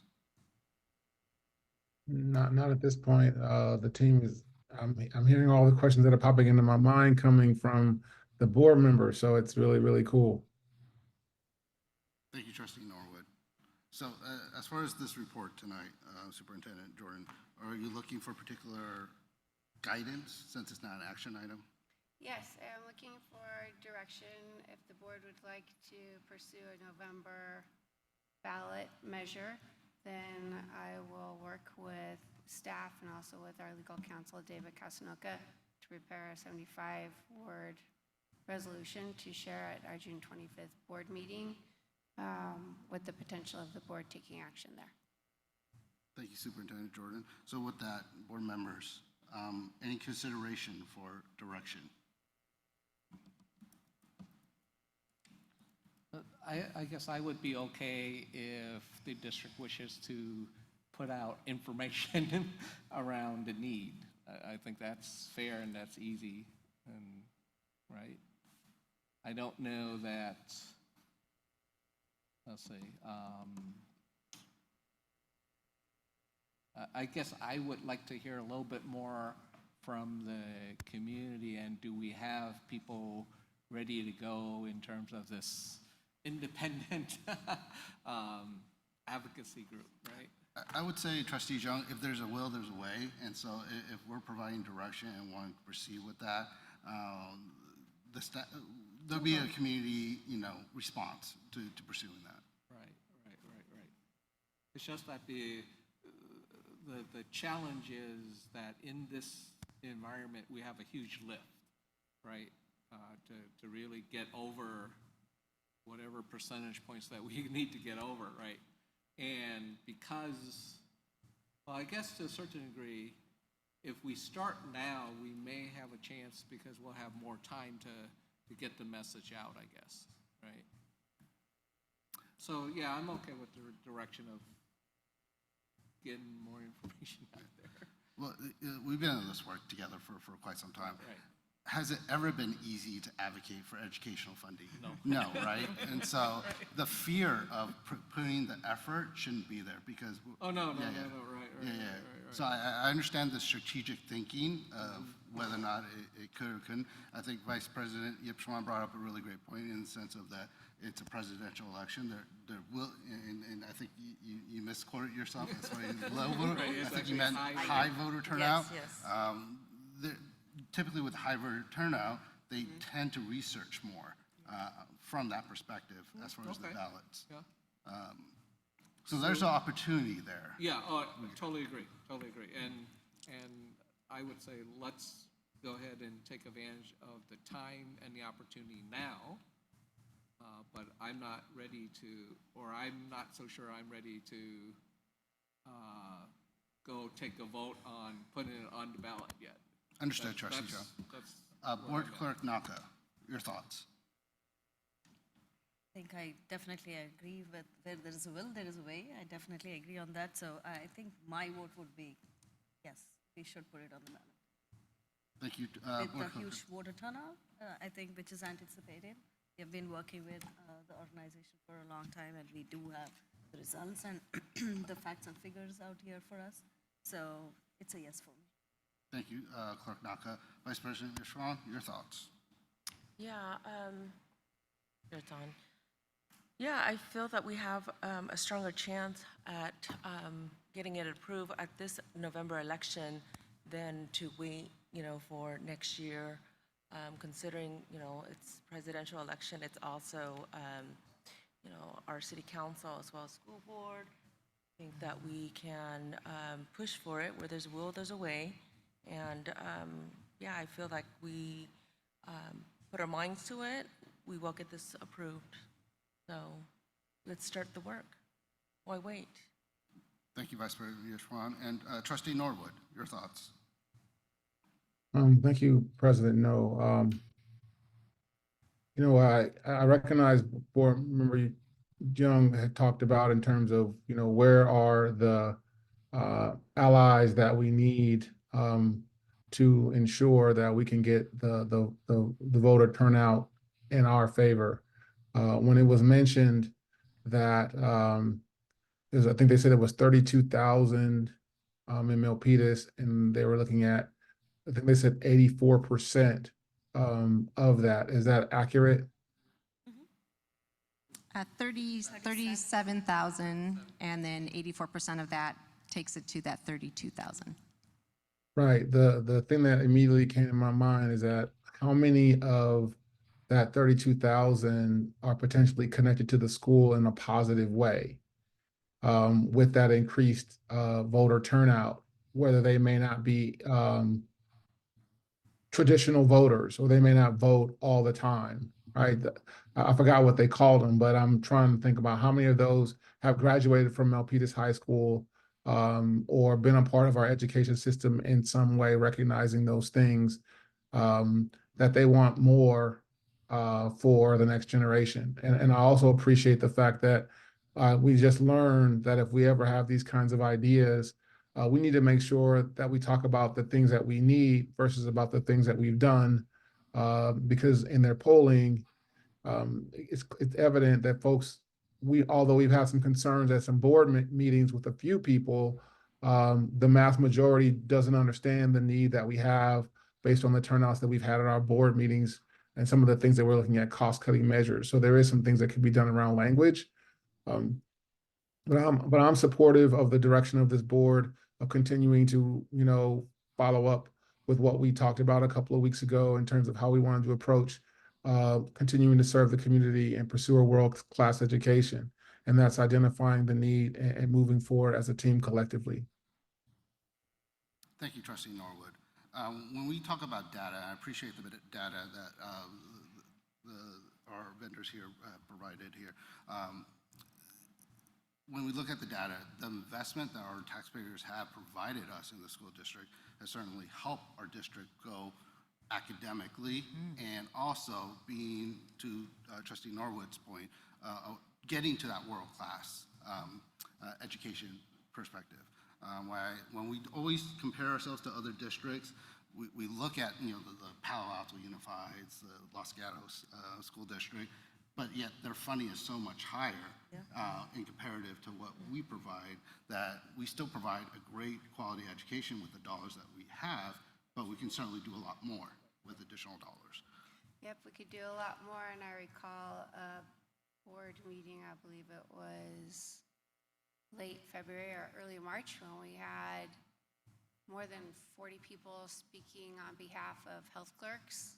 And earlier in our study session, we talked about one-time funding and about how we were able to support full-time health clerks with the COVID money that came in. And now the COVID money is gone, and we talked about what do we do for those positions that support kids, where the funding is just based on one-time limited funds. And so I am pretty confident that those 40 people and others who came to advocate for other programs such as civic leadership, athletics, that they too would be advocates in supporting us out with a committee and knocking on doors and making sure people know what our need is. Absolutely. So with that said, we heard a majority in support of moving forward in the direction of a resolution. So that is the direction that the board has provided. Okay, so then at the June 25th board meeting, we will have a resolution prepared for the board to consider and consider under action. Great. Thank you, Superintendent Jordan. And thank you, Robin and Sarah. Thank for the you. presentation. May I just say one more thing? I really love that I heard from so many of you of the where there's a will, there's a way. And I believe that as well. And that's what the lift will do, right? So thank you very much. Thank you, Robin. Thank you. Thank you, Robin. Thank you. Thank you. Next, we have action items, business and services. We're going to conduct a public hearing on the district's proposal budget adoption for 2024-25. Do I have a motion to open the public hearing? Motion to open the public hearing. Do I have a second? Roll call vote, Scott? Trustee Norwood, Here, yes. Trustee Jung, Yes. Clerk Naka, Yes. Vice President Yip Chuan, Yes. and President No. Yes. 5-0. Thank you. So open public hearing for a minute. So with that said, Dorothy, you and your team provided us a study session earlier today to review that. This is an opportunity for the public to additionally chime in.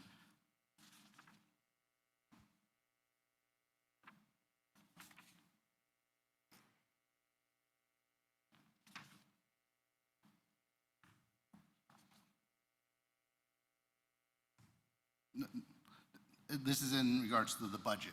Any public comments in regards to the budget? Proposed budget, I should say.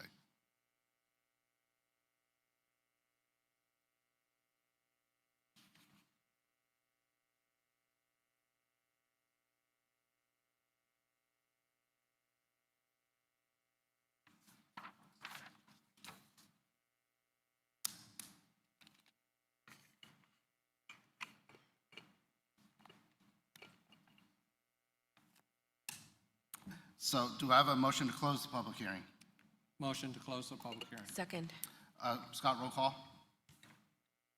Trustee Norwood,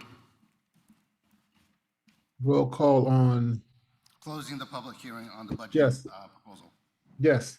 Trustee Jung, Yes. Clerk Naka, Yes. Board Vice President Yip Yes. Chuan, and President No. Yes. Passes 5-0. Thank you, Scott. And that's the first, Superintendent, that's the first one, and we'll have to do a second one at the next board meeting, correct? Thank you. Next item, learning and development, conduct a public hearing on the district's 2023-2024 annual update and the 2024-25 local control and accountability plan. Make a motion to open public hearing. Do it. Second. Scott, roll call? Trustee Norwood, Yes. Trustee Jung, Yes. Clerk Naka, Yes. VP Yip Chuan, Yes. and President No. Yes. 5-0 passes. David, can you restart the timer? The timer shouldn't have started until we passed. Thank you.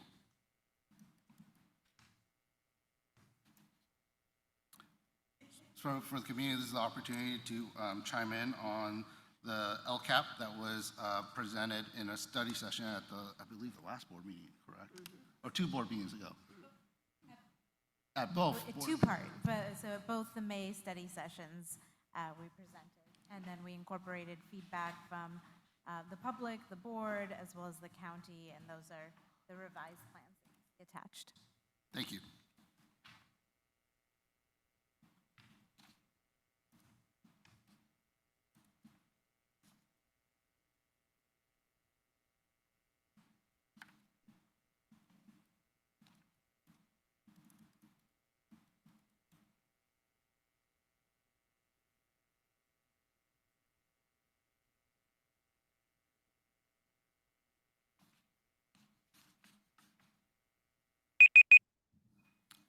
Do I have a motion to close the public hearing?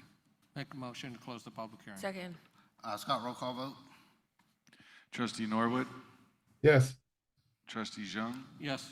Clerk Naka, Yes. VP Ipchuan. Yes. President Now. Yes. Passes 5-0. Thank you.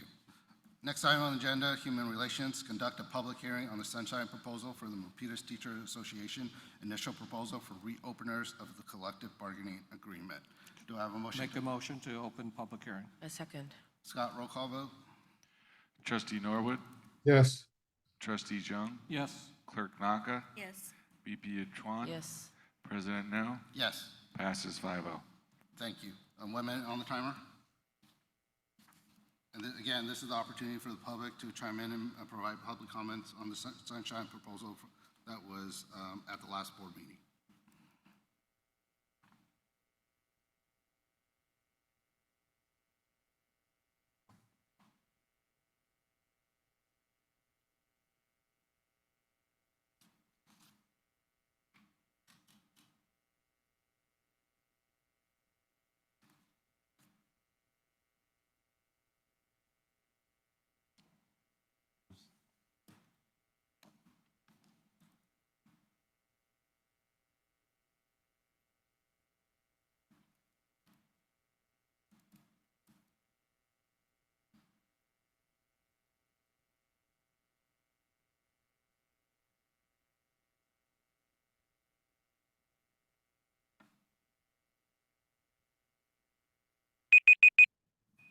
Do I have a motion to close the public hearing? Motion to close the public hearing. Second. Scott, roll call vote? Trustee Norwood, Yes. Trustee Zhang, Yes. Clerk Naka, Yes. Vice President Ipchuan. Yes. President Now. Yes. Passes 5-0. Thank you. Next item, adopt the resolution 2024.42 provisional interim permit for a special education in mild and moderate. Scott, can you actually put the resolution up on the screen? And this is under Human Relations, so intern Superintendent Damon James. Thank you, Board President. When we are having issues filling positions, we do have the ability to apply for a provisional intern permit. The purpose of the provisional intern permit is to support a person who's entering a credential program, ideally an intern program. They do not currently have the subject matter competency. So in this particular case, the person hasn't completed all of the work needed to fully be credentialed in special education. So what this resolution is doing is essentially asking for us to give this 1-year extension to this individual. This individual is in a program that will start this summer and should complete the internship program in 2 years. So after this year of provisional internship, then the entity would grant her what's called a district internship credential, of which she would have 2 years to complete all coursework and pass all exams. Interim Assistant Soup James, the entity, who is the entity? EPIC, which is run out of Santa Clara County Office of Education. So then EPIC is the one that holds holds all of the parameters for completing the internship requirements. Correct. So our commitment in this particular instance is just to ensure that this person gets into an internship credential program, which, as I mentioned, Stacy is involved in, has been accepted to EPIC. And then the next piece is that she follows through with subject matter competency. The PIP is not a renewable document. And one of the things that I want to bring to the attention of the board is that only the Commission for California grants these credentials, and also the rules change constantly. So if we went back to 2010, the rules might be different when it comes to being able to renew a PIP, which is a provisional internship permit. It is not a renewable document at this point in time. Thank you, Superintendent, Assistant Superintendent Damon James. We do have one public comment. We have Suzanne Moffett.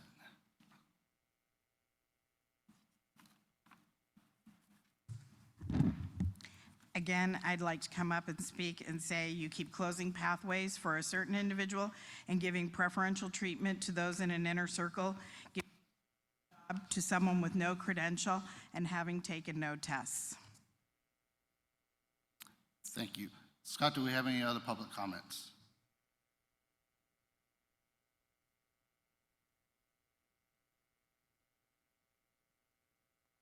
We have no other public comment at this time. Thank you, Scott. Trustees, any questions?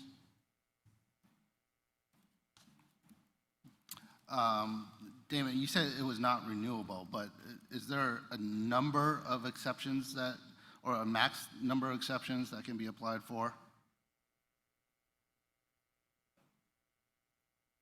No.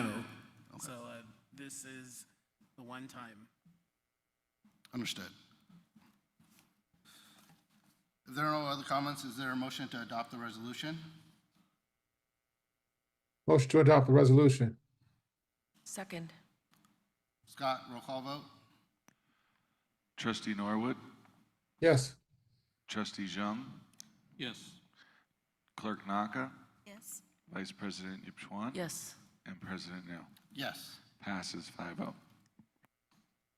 Thank you. Next item, item 3, approve workplace violence prevention plan.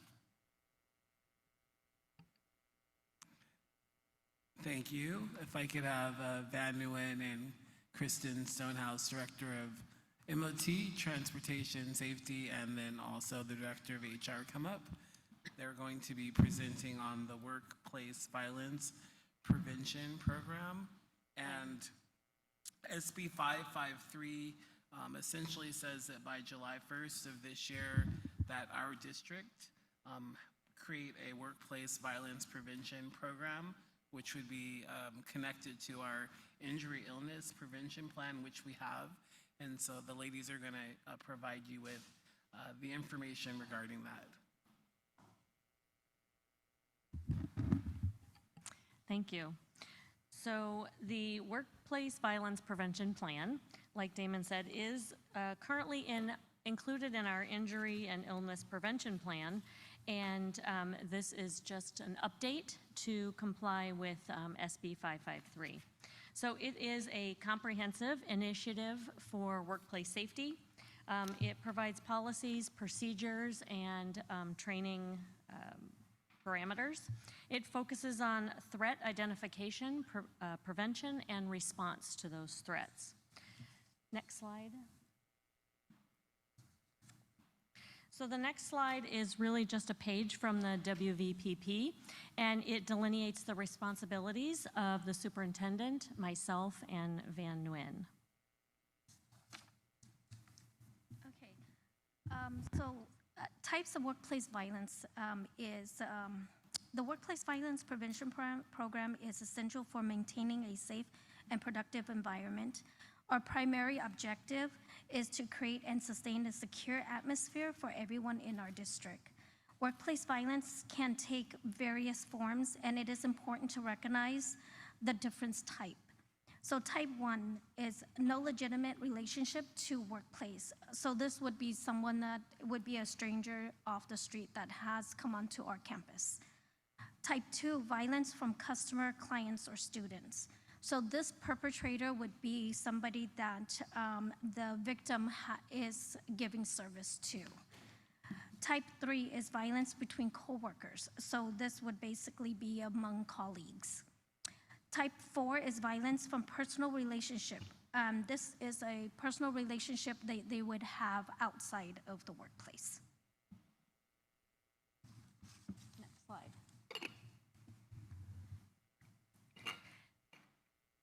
So the question is, why is the WVPP important? It ensures employee safety and morale. Our mission at Milpitas is to ensure that really all of our employees are secure in their workplace. Our goal is to proactively address potential threats and promote positive work environment where everyone can thrive. It prevents incidents and reduces risks. So it's really the cornerstone of our workplace violence prevention program. It identifies potential hazards and implementing strategic measures. We can prevent incidents before they occur. It supports a secure and valued work environment. It's fundamental to our district's success. And when employees feel valued, they're productive and they can provide services to students. It also complies with the legal compliance with SB 533 and the other regulations within that. Okay. The key components of VPP is responsibility assignment, clear roles and accountability. This will ensure everyone knows their responsibilities, promoting efficiency and swift actions in maintaining workplace safety. Employee training, annual and new employee training. This will keep everybody updated on safety protocols, emergency procedures. This will foster a well-prepared workforce. Community, open lines and anonymous reporting. This will empower employees report incidents without fear of retaliation. Hazard assessment, regular security evaluation. This will help identify, mitigate potential risks, maintaining a safe environment for all. And then incident response, procedures for investigating and action. Timely and effective response to incidents preserves safety and trust within our community.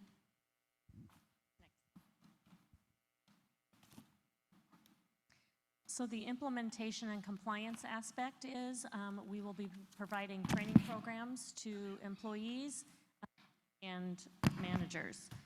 Currently, our workers' comp and mandated training provider is creating a plan and a training manual that will comply with the SB 553. We will be providing regular updates and have ongoing sessions and monthly planning meetings. That will allow us to update our procedures and protocols accordingly.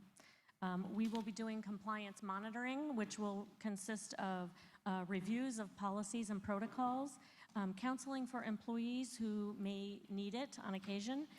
We will also, the SB 553 also calls for disciplinary actions for those who are not following safety protocols, and those are also outlined in all of our CBAs. It will allow for continuous improvement, allowing feedback and frequent program evaluations, and ensuring safety measures evolve and remain effective. Next slide.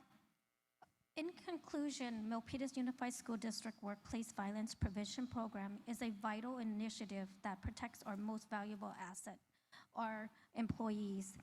It aligns with legal requirements, fosters a secure working environment, and supports overall mission of our district. We are committed to safety and well-being. We are here to provide more information if you have any questions or require further details. Thank you for your time and consideration. Thank you. Scott, are there any public comments with regards to this item? We have no public comment at this time. Thank you. Since this is a requirement, how much additional staff time is this requiring to do the compliance monitoring and implementation and training? Well, the training portion of it is still in development. So in all honesty, we're looking at roughly about an hour a month right now for us to just meet and collaborate and just come up with any regulation planning moving forward, set forth. But right now, we are working with Keenan in regards to training. So I couldn't answer you that at this moment. Obviously, everything costs money, right? You know, is there any additional funding for the implementation or the requirement to update the plan? There is not additional funding. However, we do have a current safety plan in place. So this would just be holding extra meetings instead of quarterly. They'll be monthly. And so in that aspect, it would be extra staff time.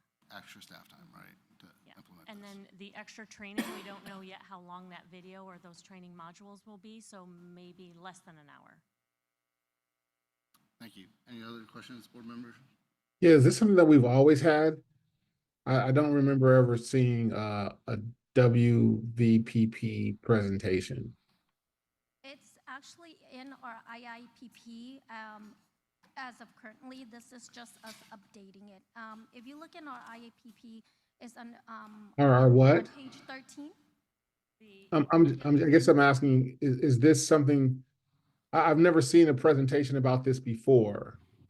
And I'm trying to like frame it. Is it a part of HR that you're bringing to us because we're out of compliance in this area, or we have not been, I'm trying to get the context of why we're getting this presentation now.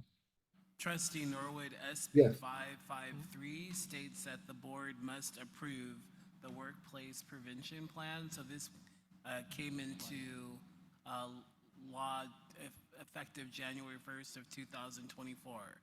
So our charge, There we HR go. and safety. Right, it's new, right, okay, thank you. So it's not exactly new. It's already part of our work, our injury and illness prevention plan. And it is already embedded in that. The only thing we had to add was the training and the monthly meetings and a few extra responsibilities and protocols in place. But it is currently embedded in there already, page 13 through 23. And we just updated it. And the SB 553 says it has to be voted on by the board by July 1st. Okay, so Senate Bill SB 553 has added additional responsibilities to school districts without any additional funding, but it already pre-existed, but we've added some more parameters to it. Correct. And to that point, Trustee Norwood, right, those additional parameters causes additional staff time. So in essence, this is an unfunded mandate. Now, it is very important to implement a workplace violence prevention plan. Just trying to make sure I got the acronym correct, right? I don't think any of us say that's not a good idea, but again, it's another unfunded mandate that adds to the story of pursuing a parcel tax. Exactly. Right. One of the things that comes up is the professional development aspect. So we do spend a lot of time working on the educational side of professional development, not always the nuts and bolts pieces. And so I could see potentially as this expands over, the next year or two, potentially having more intensive professional development for all staff. So that might have a cost to it at some point. Now, here's the interesting thing. We are a public entity and there are public records requests. Does the monitoring and the reporting stay confidential, or is it available for the public to make a request on? It does stay confidential. There are public logs that we have to keep, and it has information on it, but gives no identifying information. So a portion of the log, reporting log, is part of public record, but the detailed log stays confidential. Gotcha. So it would be just how many instances and how it was. Correct. The time frame it was investigated, but not necessarily the further details to identify someone. Correct. And that is also embedded in that WVPP plan. Okay. Thank you. I also just wanted to share that they've participated in quite a few seminars and workshops because this is newer information and most of it was funded by various legal groups that we work with within the district. Okay. Is there a motion to I make a approve? motion to approve workplace violence prevention plan. Do we have a second? Second. Scott, roll call vote. Trustee Norwood, Yes. Trustee Zhang, Yes. Clerk Naka, Yes. Vice President Yip Chuan. Yes. And President Now. Yes. Passes 5-0. Thank you, Scott. Thank you. You guys have a good evening. You too. Thank you. Next item, Superintendent's Office adopt the resolution 2024.39 encouraging the celebration of the month of June as LGBTQIA+ Pride Month. Yep, for this video, we had a Milpitas High School student club, the True Colors Club, and one of their advisors is here, Brett Weber. The other is Miss Sammy, and they were featured in this resolution.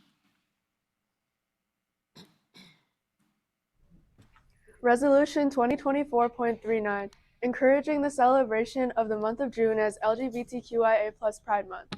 Whereas Milpitas Unified School District supports the rights, freedoms, and equality of those who are lesbian, gay, bisexual, transgender, and queer, LGBTQIA+, and whereas those who took a stand for human rights and dignity at the Stonewall Inn in New York City on June 28, 1969, were pioneers of the LGBTQ movement, including two transgender women of color, Sylvia Rivera and Marsha P. Johnson, who were brave, visible leaders in the uprising at Stonewall Inn, and whereas, in December of 1973, the board of the American Psychiatric Association voted to remove homosexuality from its list of mental illnesses.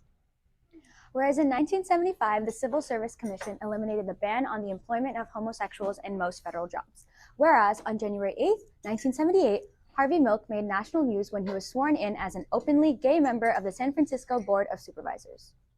Whereas the LGBTQIA+ community has many historical figures that climbed up the top of their respective fields, such as WNBA stars Cheryl Swoops and Sue Bird, Olympic figure skaters Brian Boitano and Johnny Weir, tennis stars Billie Jean King and Martina Navratilova, Olympic gold medalist diver Greg Louganis, U.S. women's soccer star Megan Rapinoe, actors Ellen DeGeneres, Jodie Foster, and Neil Patrick Harris, and musicians Elton John, Ricky Martin, Freddie Mercury, and Sam Smith.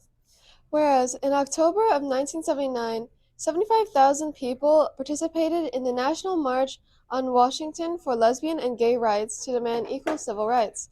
Whereas, on August 5, 2004, the Sixth Circuit Court of Appeals determined, in Smith versus City of Salem, that transgender employees are protected from workplace discrimination under Title VII of the Civil Rights Act of 1964. Whereas on October 28, 2009, the Matthew Shepard and James Byrd Jr. Hate Crimes Prevention Act was passed by Congress and signed into law by President Obama, and the bill expanded existing federal hate crimes laws to include crimes motivated by a victim's actual or perceived gender, sexual orientation, gender identity, or disability. Whereas on June 26, 2013, the Supreme Court of the United States ruled in United States v. Windsor that Section 3 of the Defense of Marriage Act was unconstitutional and that the federal government cannot discriminate against married, lesbian, and gay couples for the purpose of determining federal rights, benefits, and obligations. Whereas on June 26, 2015, the Supreme Court of the United States in Obergefell v. Hodges decided by a vote of 5-4 that the 14th Amendment requires all states to license marriages between same-sex couples and to recognize all marriages that were lawfully performed out of state. Whereas on May 13, 2016, the Departments of Justice and Education released joint guidance to help provide educators the information they needed to ensure that transgender students attend school in an environment free from discrimination based on sex. Whereas in June of 2020, the Supreme Court of the United States voted by a 6-3 decision that one cannot be fired simply for the sexual orientation or gender identity under the Civil Rights Law of 1964. Now, therefore, be it resolved that the Milpitas Unified School District Board of Education recognizes that lesbian, gay, bisexual, transgender, and queer rights are human rights and are protected by the Constitution, that all Americans should be treated fairly and equally, regardless of sexual orientation or gender identity. The struggle of protesters and countless other LGBTQIA plus people for equality, and encourages the celebration of LGBTQIA plus Pride Month to provide a continuing opportunity to learn about the discrimination and inequality that has faced and continues to face the LGBTQIA plus community. Passed and adopted by the Milpitas Unified School District Board of Education at a meeting held on June 11, 2024 by the following vote. From True Colors at MHS, Happy Pride Month! Thank you.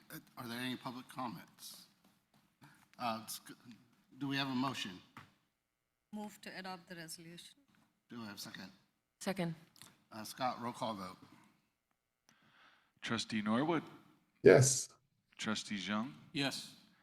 Clerk Naka, Yes. Vice President Yip Chuan, Yes. and President No. Yes. Passes 5-0.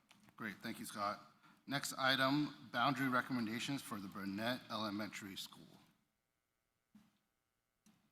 Thank you.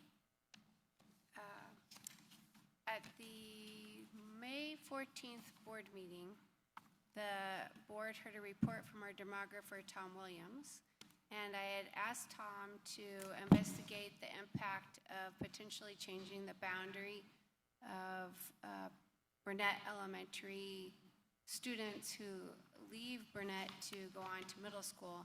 There's a section of the Rancho boundary that captures a number of those students who are rising seventh graders from Burnett, and both the staff as well as a parent community at Burnett have indicated by way of a letter and signature that they would like to have the boundary changed so that all rising seventh graders from Burnett go to Russell Middle School as seventh and eighth graders.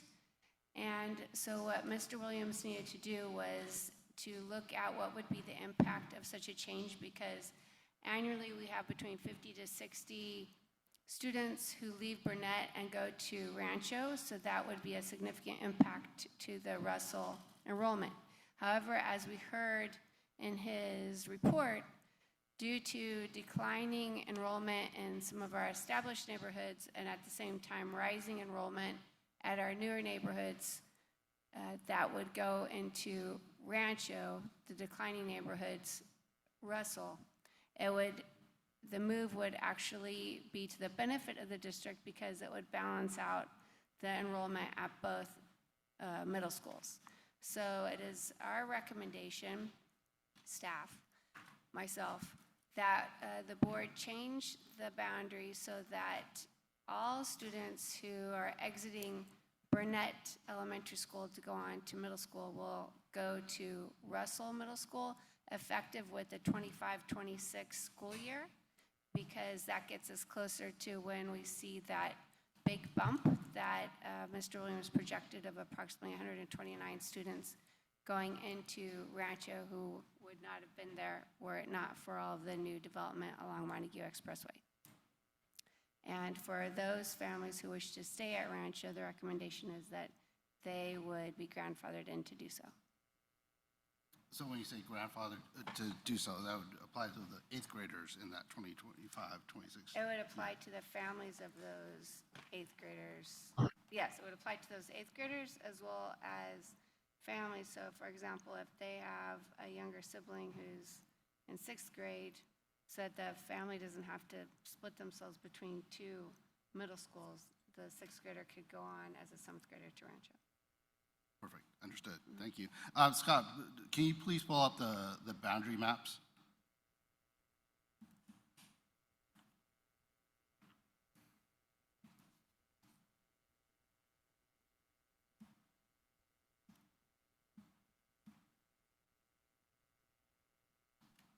It's the attachment on the agenda. Okay. Do you want the current one or the, Can you pull up both? now you're challenging me here, let's see. While he's doing that, Superintendent Jordan, looking at both, I can't tell what the changes are. Are you saying that? It's very, very small. So if you see, if you're looking at the map on the left, you see the yellow space there? And you see it also, I see what you mean. Well, it's described in the written aspect. Scott, can you move it up? So we can see in the summary. So are you stating that that yellow square, rectangle that is between Calaveras and, That's the area that would change. and I can't see that other street, but that small yellow rectangle, that's the change. Yeah, so it's,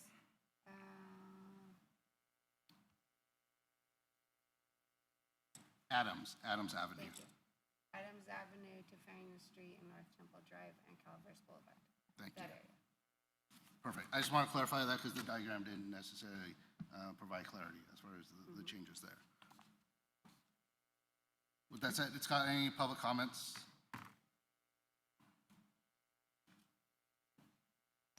We have no public comment at this time. All right. Any other questions, trustees? Do we have a motion to approve the boundary recommendation? for Move to Panera? approve. We have a motion. Do I Second.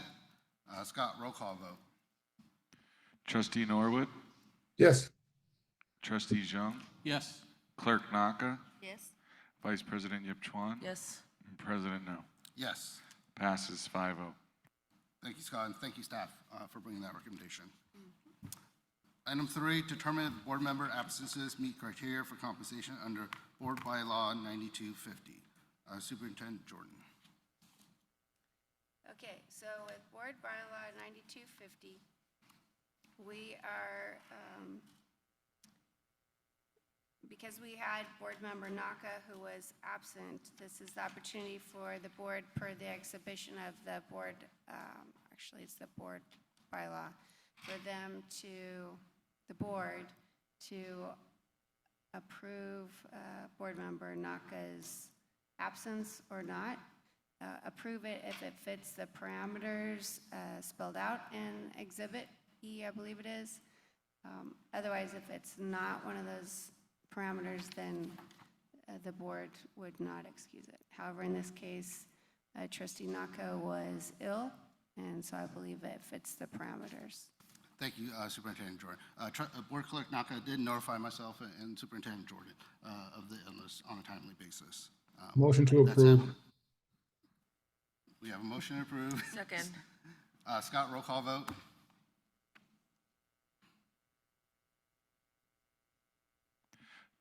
Trustee Norwood, Yes. Trustee Zhang, Yes. Clerk Naka, You can abstain. Abstain.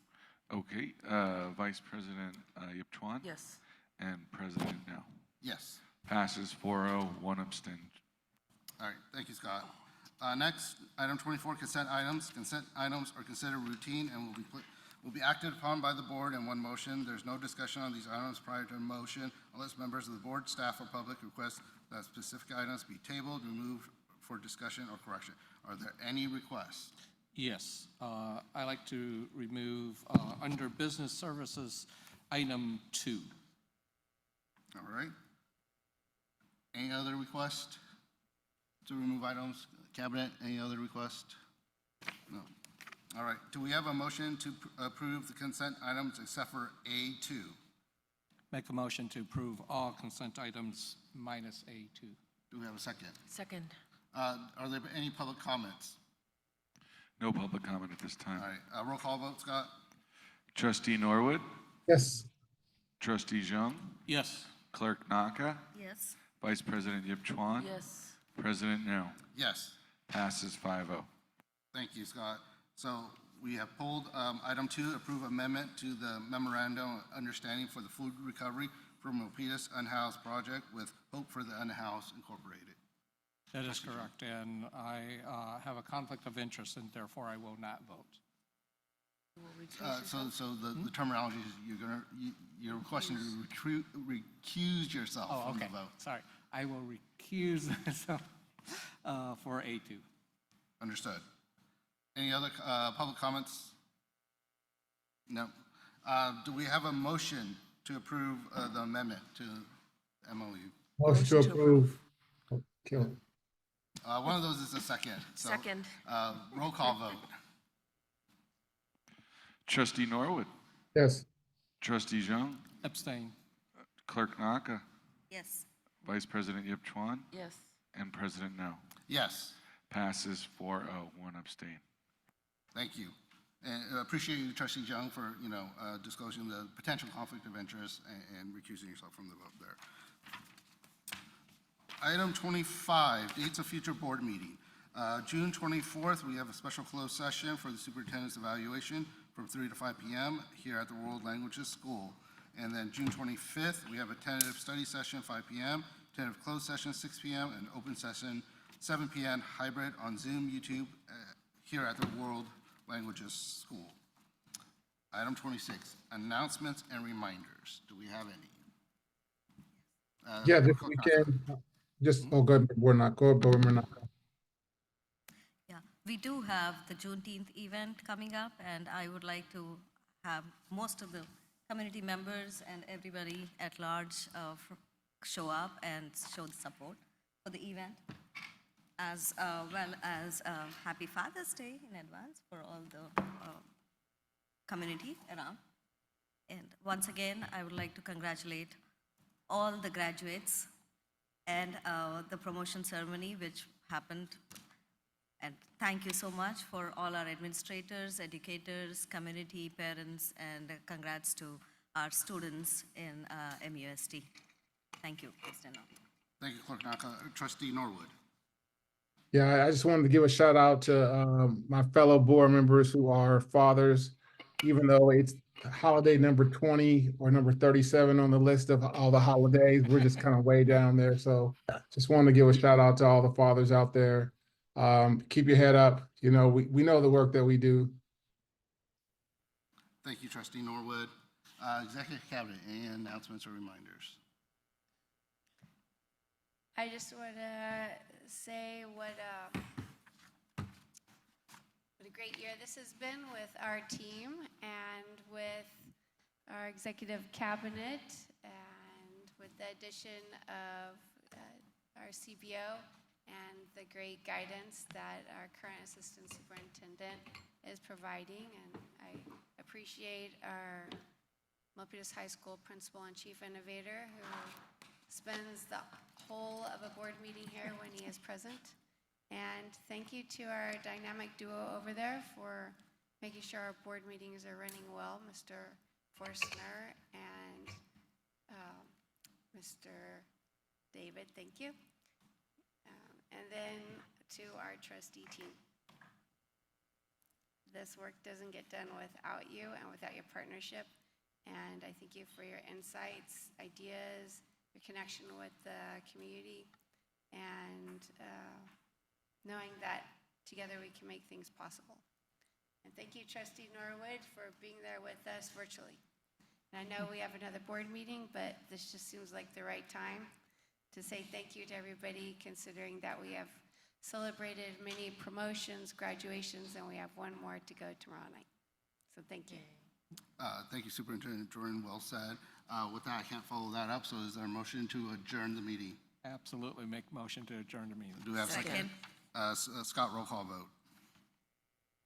Who was the second? I knew. Clerk Naka. Gotcha. All right. Trustee Norwood, Yes. Trustee Zhang, Yes. Clerk Naka, Yes. Vice President Yip Chuan, Yes. and President No. Yes. Thank you all so Passes much. unanimous. Have a wonderful night.